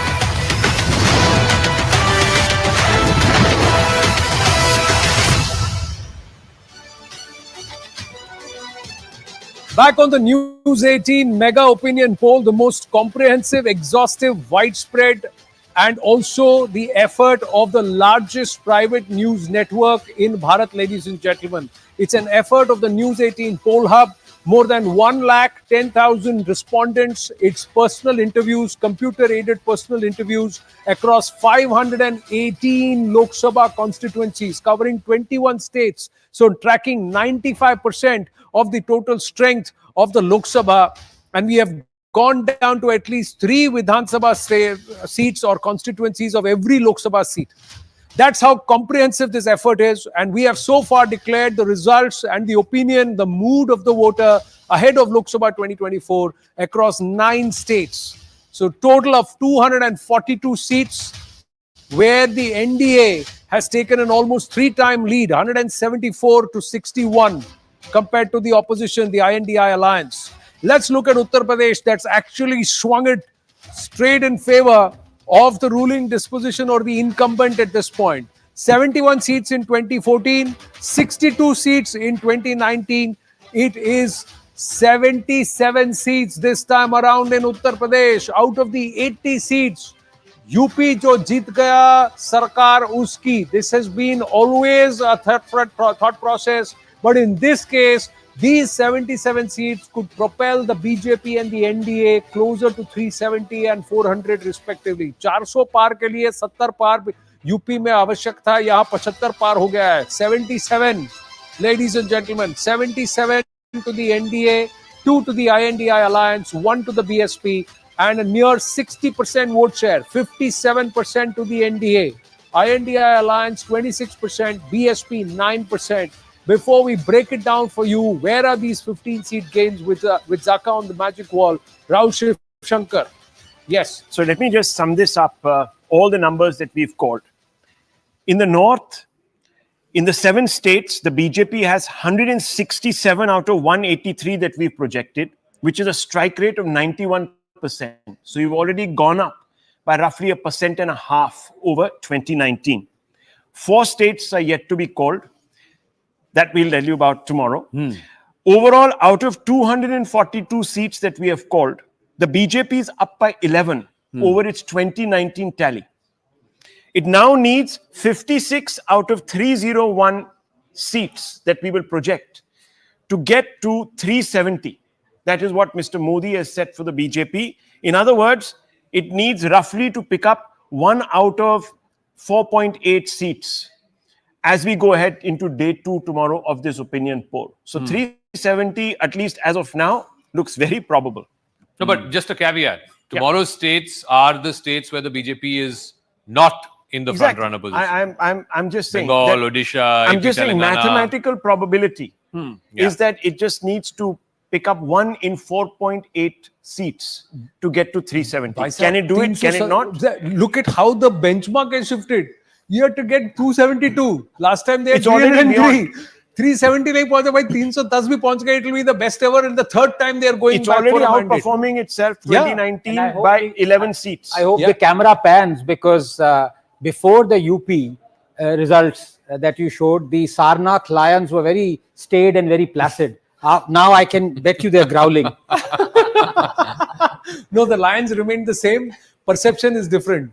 Like opinion poll is the voters' perception. This is Anand Ranganathan's perception So of what the lions this tells after you, seeing the UP Anand, numbers. what this tells you, if these numbers continue to hold, the strike rate continues to hold. This is a vote for Mr. Modi over 10 years. Yes. And this was last seen, as I've been saying, this kind of pro-incumbency sentiment, even on the back of what at that time was a catastrophic development for Indira Gandhi in 1971. Just before 1971, there was a massive split in the Congress. Congress O and Congress R. Indira Gandhi came back with 48% of the vote. The BJP, if it performs at this level, you will see obviously a 4 or 5% bump up in its vote share from 2019, which will equal roughly what Indira Gandhi achieved. Of course, the Prime Minister will be only the second Indian Prime Minister after Nehru to get 3 terms in office. To get 3 terms. So this will be a clear pro-incumbency verdict, and which is coming after many, many years, 3 consecutive terms. There'll be some people at VDM who will be very, very upset at these responses. But let's go across to Zaka Jacob and let's bring the spotlight back. We look at the All India picture and talk about it again over the last 5-10 minutes of this broadcast, ladies and gentlemen. But right now, let's try and understand. They slipped from 71 to 62 between 2014 to 2019. Now they're going up from 62 to 77. So it's a 15-seat bump up. Where are they getting those seats? So if you look at whose cost? Last time around in the 2019 election, the BSP had 10 seats at an almost 20% vote share, and the Samajwadi Party had 5 seats at 13% vote share. Now, I want to look at the Samajwadi Party seats. If you go back and just click on the UPA seats, look at the Samajwadi Party seats. These are, family bastions for the Samajwadi Party. And, Shantanu was talking about it. Seats like Sambal, Rampur, Rampur, for example, Azam Khan. I don't think Azam Khan and his family have lost that seat in at least the last 4 or 5 elections. So Sambal, Rampur, Moradabad, these are 3 in the Western UP belt. There is, of course, Maipuri right in the heart, which Mulayam Singh Yadav last time around won, and then subsequently it was retained by the Samajwadi Party. And then in the Purvanchal side, they had 1 seat, which is the Azamgarh seat. Akhilesh Yadav had won it last time around, and then, of course, they lost that subsequently in a by-election. So these are the 5 seats that the Samajwadi Party had. If you want to go back and check the BSP, because the BSP, remember, BSP and SP were in alliance in 2019. The BSP had 10 seats. Again, a cluster of seats here in Western UP from Saharanpur. Then they had Bijnor, they had Amroha, Nagina. These are 4 or 5 seats that they had in Western UP, which is the Jat plus Muslim combination. So clearly, the BSP benefited from the Samajwadi Party tie-up simply because some of the Muslim and Yadav votes there in Western UP did transfer to BSP candidates. Also, they had a cluster of votes in Purvanchal as well as in the Awadh belt. So, for example, Jaunpur was won by the BJP, Ambedkar Nagar was won by the the BSP, Lalganj was won by the BSP candidate, Ghazipur which was a big upset. Manoj Sinha was the sitting candidate at that time. He was expected to win in this BJP wave. He lost to to the BSP candidate. Afzal Ansari won that seat from Gosi again, and then Shravasti was the other seat. So it's clear that the BSP, which had 10, is coming down to 1 seat. Now, we don't know which of these 10 that they're losing. Sorry, which of these 10 that they're winning that 1 seat. But more importantly, I think the vote share of the BSP, which was 18.94, almost 19%, and it has always hovered around that 20% mark. In this poll, in the 2024 opinion poll, it has come down to just 9%. Its vote share has halved. So which means the storyline is the Jatav Dalits. Last election, it was about the non-Jatav Dalits. In this election, if these numbers hold and the BSP's vote share is halved, then even the Jatav Dalits have moved to the BJP. BJP. Amitabh Tiwari is with us. Amitabh ji, thank you for your patience. Your thoughts, sir, on the UP numbers? See, essentially, BJP has a stronger alliance in UP than compared to last time because you have RLD and SBSP. Whereas the India bloc has a weaker alliance because RLD has hopped on from India to NDA and SBSP is not part of this alliance. Now, BJP has made a dent into the BSP vote bank. See, for India bloc to win, because more than 2/3 of the seats which BJP won last time in 2019 were there where BJP got more than 50% vote share. So for any bloc to defeat BJP in UP, it has to make a dent in BJP's vote bank. And that is clearly not happening because it has built a social coalition of non-Yadav OBCs, non-Jatavs and the upper caste. And this time it seems that due to the weakening of the BSP, it was a question in everybody's mind who will gain. Clearly the BJP is gaining because 9% out of the 9% decline of BSP, 7% is going to the BJP. Right. So even some of the Jatav Dalits are moving to the BJP here, and UP is a perfect cocktail of BJP strategy. So you have the foundation of Hindutva, you have Modi and Yogi, which I call as Modi Yogi square, MY square versus the MY of Samajwadi Party. You have a large beneficiary pool, and you have also the strong network or the cadre base, which has been rejuvenated after the inauguration. So please weigh in. I'm bringing it into the studio, and Amitabh ji, just chip in, okay? We may not be able to see you, so we may not remember. So just jump in at that. Ghanshyam Tiwari also, I'll just go across. I'm just quickly asking you. Yeah. Ghanshyam Tiwari. Yeah. Yes, Ghanshyam ji. Well, I will just say 3 sentences quickly in this long debate where I have no time being offered. लश्कर भी तुम्हारा है, सरदार भी तुम्हारा है, तुम झूठ को सच लिख दो, अखबार तुम्हारा है. The point is very simple, that here for some reason, people don't want to tell the viewers that in 2022 February, Samajwadi Party got nearly 3 crore votes. BJP, the MY square or whatever you want to call it, got 3 crore 80 lakh votes. And now you are announcing here that after exam leaks, after Braj Bhushan Sharan Singh, after firing at the farmers, those 3 crore votes that Samajwadi Party got will lead to 2 seats. Good luck. As I said, that this is a good wish list for BJP. But the fact is that 3 crore votes are intact and more voters will join them so that this ab ki baar 400 BC par will be a reality on the ground. There's a fundamental difference. In this election, people are voting for who will be the next prime minister. Surely Akhilesh Yadav is not in their calculation to be the next prime minister. So the voter of India, the voter of Uttar Pradesh is smart enough, is smart enough to make that choice कि ये national election है, national election के लिए we vote differently. I think we should give the voter that much. On the point, his maths, I need to challenge his maths. 1 second, I need to challenge you. You can challenge me after that. The last election in 2019 was contested with the BSP. With the BSP. So you got a lot of votes. Excuse me, 2022. Sir, I said 2022. The 2022 election you had RLD and RLD, exactly. Yes, how many votes did they get? You have the numbers. Was that the Lok Sabha point is, it was not the Lok Sabha election. It was the assembly election where, sir, in the assembly election, Why is you comparing Lok in the Sabha assembly with- election, Aam you are the Aadmi odd Party one. also- That's exactly what Zaka was saying. Let Ghanshyam Tiwari respond. Ghanshyam Tiwari, the fact is, as Zaka is saying and everybody else is saying, right Compare now, likes for Akhilesh Yadav is not on the ticket to be Prime Minister. It is Prime Minister Narendra Modi who's on the ticket to be Prime Minister again. लोक सभा और विधानसभा में फर्क तो होगा. ये तो आप देखेंगे अगर 3 वहां पर अगर आप हार गए 2022 में आप हारे तो यहाँ तो आप हारेंगे ही ना. So you are saying and your viewers have to agree with you if you are saying that. As I said, Lashkar bhi tumhara hai, Sardar bhi tumhara hai. नहीं, I'm You're asking saying you. these 3 crore No, votes. the question is to you, Ghanshyam Tiwari. Would you not concede that when it comes to Lok Sabha, the challenge for the Samajwadi Party becomes a little more steep?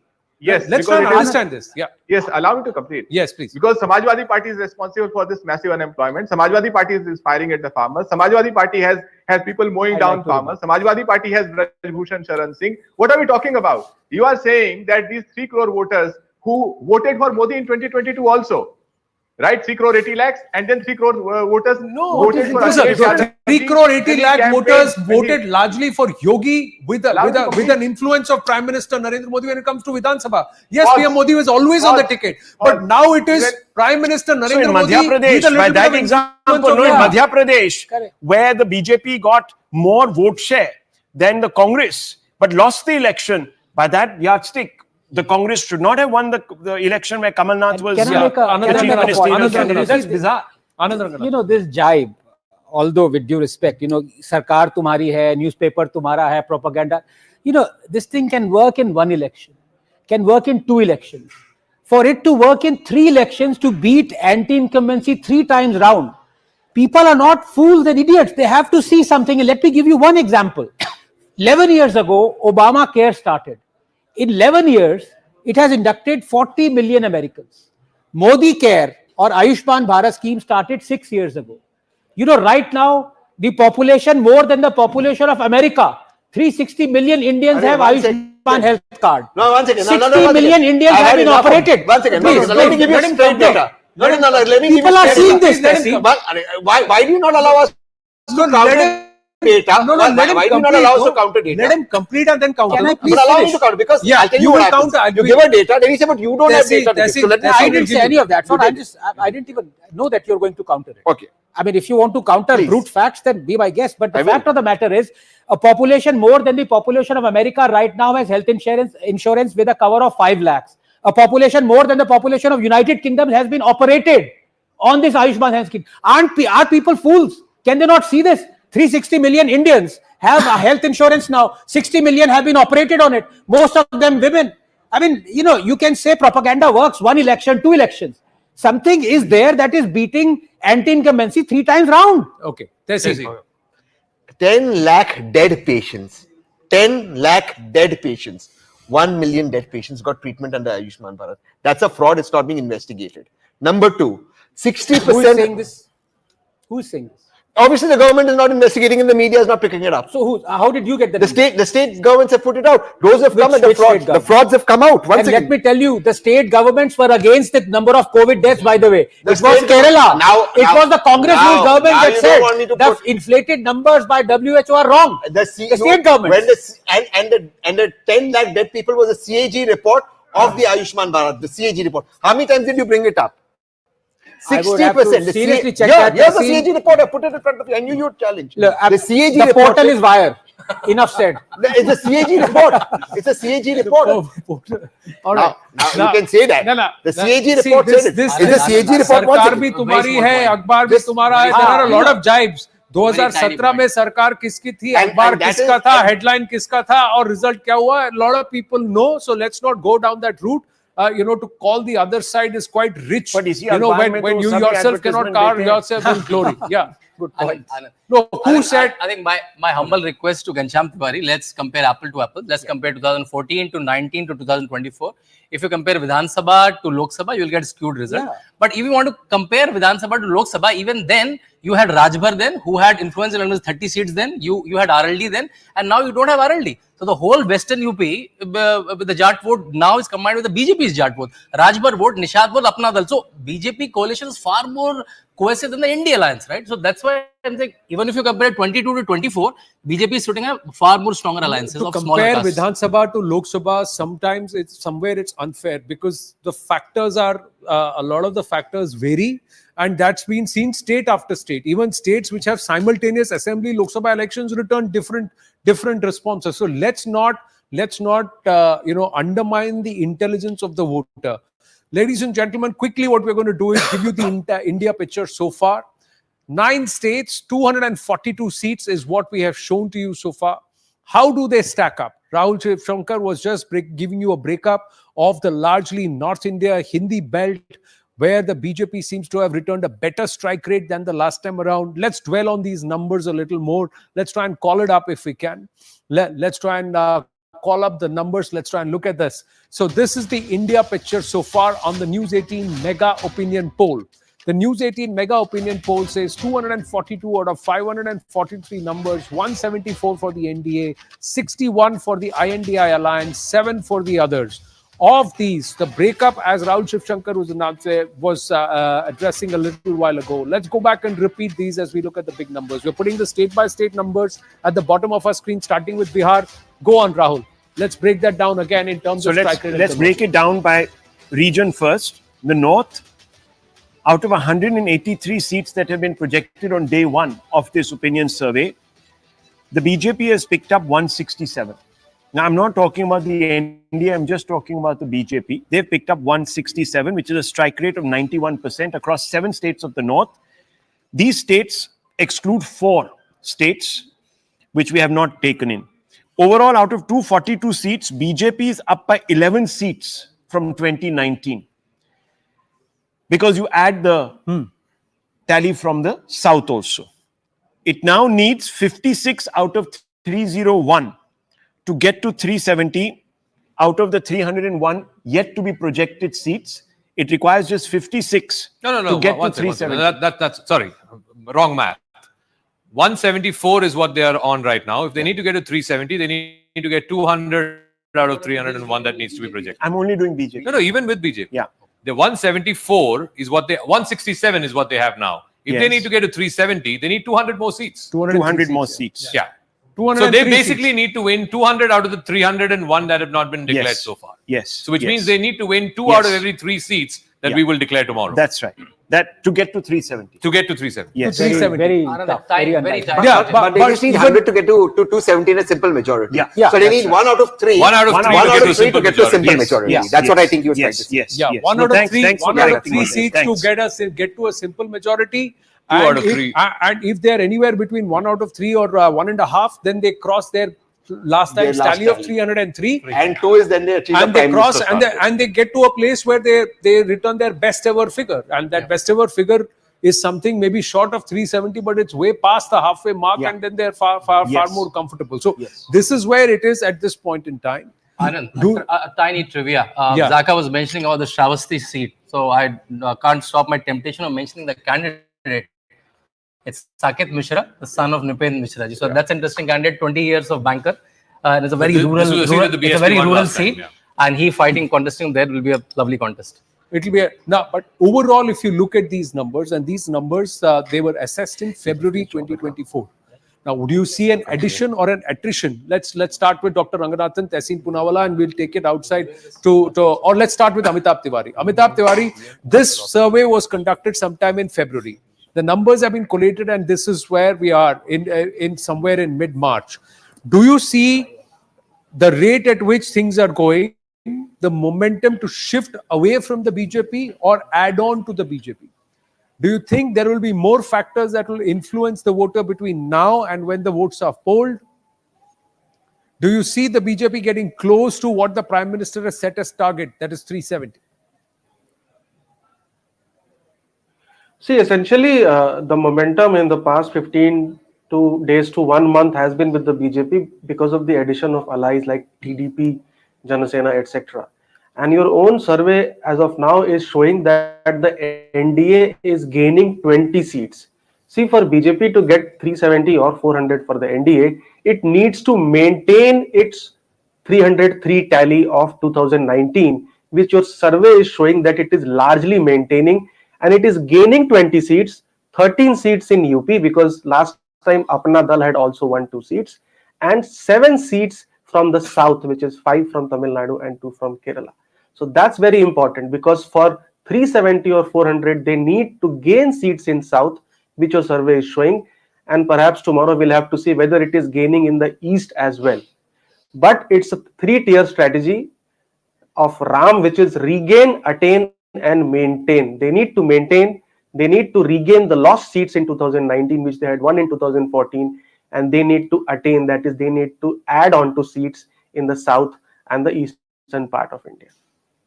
Is the opposition going to mount a serious challenge, Tehseen, given the mood of the voter based on this opinion poll? This is February 2024.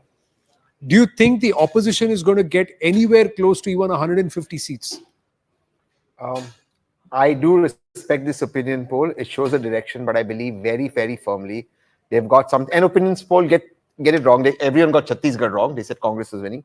I do believe the results will stun the country. Not only will the opposition do extremely well, I am very, very confident in Uttar Pradesh. The breakup of the BSP seats, the BSP vote share, which I don't doubt, coming down to 9% or perhaps below that, will actually shift to the Congress and the SP. I don't think the BJP is gaining as it seems to gain. I do agree that the BJP is closer to the halfway mark, but I still think the opposition is in a fight if they can raise the right issues. One last thing on Ayushman Bharat, just in Uttar Pradesh, 40% of the cards do not vote. 40% again, a CAG report. That is the Modi guarantee, Modi delivery. When keys were handed over of a house, the PM Ayushman, the PM Yojana, Awas Yojana, the woman tells on camera that the MP people took 30% money. On camera, she said it. So they had to pay 30% bribe. That's the state of affairs in Uttar Pradesh. Sure, there is a hype. I'm not disputing the hype. Sure, there has been some delivery. No government does not do delivery. But so, this is I've got to wind up, ladies and gentlemen. We just pause. This is how part many one. Vidhan Sabha elections have you won after 2014 as a Congress retained? How many states? 0. I agree with you. And therefore I'm saying, but they won you, and therefore I'm saying the opposition will win this. If there is enough to puncture holes in the claims of the ruling disposition, then the opposition is perhaps not doing its job of doing of puncturing the holes. So till then, it takes you back to the first graphic. The other aspect is, who do you trust to deliver the message? Yeah, who you trust, not just trust to deliver the message. For every 9% or 1 person who's saying there was corruption, there are 10 people who say at least they've got a house now. So now which of this factor works? I'm not saying it's okay for corruption. It should not be there. We're going to wind up. Anand Ranganath. And they were some very challenging elections. Let's go back to 1970. Let's go back to 1970. No, it's not going back. It's not going back. I'm just saying. We need to wrap up, guys. UP. Okay, we are running out of time. Running out of time. We'll call you back again tomorrow. Exactly 10 seconds, Anand Ranganath. This is why I love Tehseen. PM Awas Yojana has made 44 million homes. Tehseen talks about 1 home. Case closed. Well, ladies and gentlemen, we've talked about 9 states here on part 1 of the News18 Mega Opinion Poll. 242 seats, 174 to the NDA, 12 more seats, states left. and yes, 301 seats to show to you. This is how the arc looks, and in this case, right now, the BJP and the NDA are surging towards this halfway mark. It's not 370, ladies and gentlemen. It's 272. If they cross 272, they are back in power. How far and how better can they do, or can they do better than 2019? That we'll wait and watch on the News 18 Mega Opinion Poll Part 2 here on the News 18 Network on Friday, 6 p.m. onwards. See you then.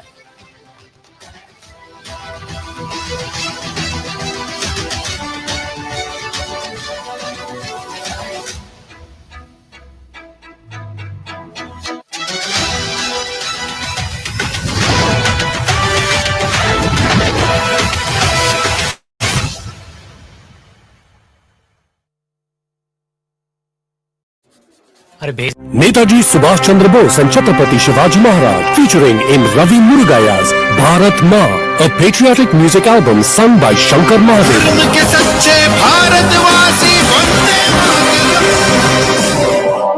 Watch Bharat Ma on Vasan Digit's YouTube channel.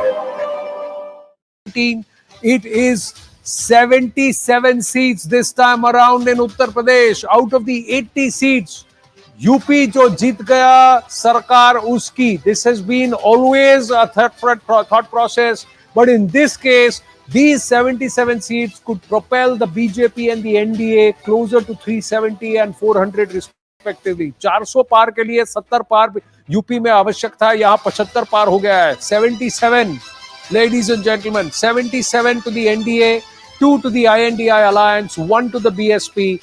And a near 60% vote share, 57% to the NDA. INDI alliance 26%, BSP 9%. Before we break it down for you, where are these 15-seat gains with Zaka on the magic wall? Rahul Shivshankar. Yes. So let me just sum this up, all the numbers that we've called. In the north, in the 7 states, the BJP has 100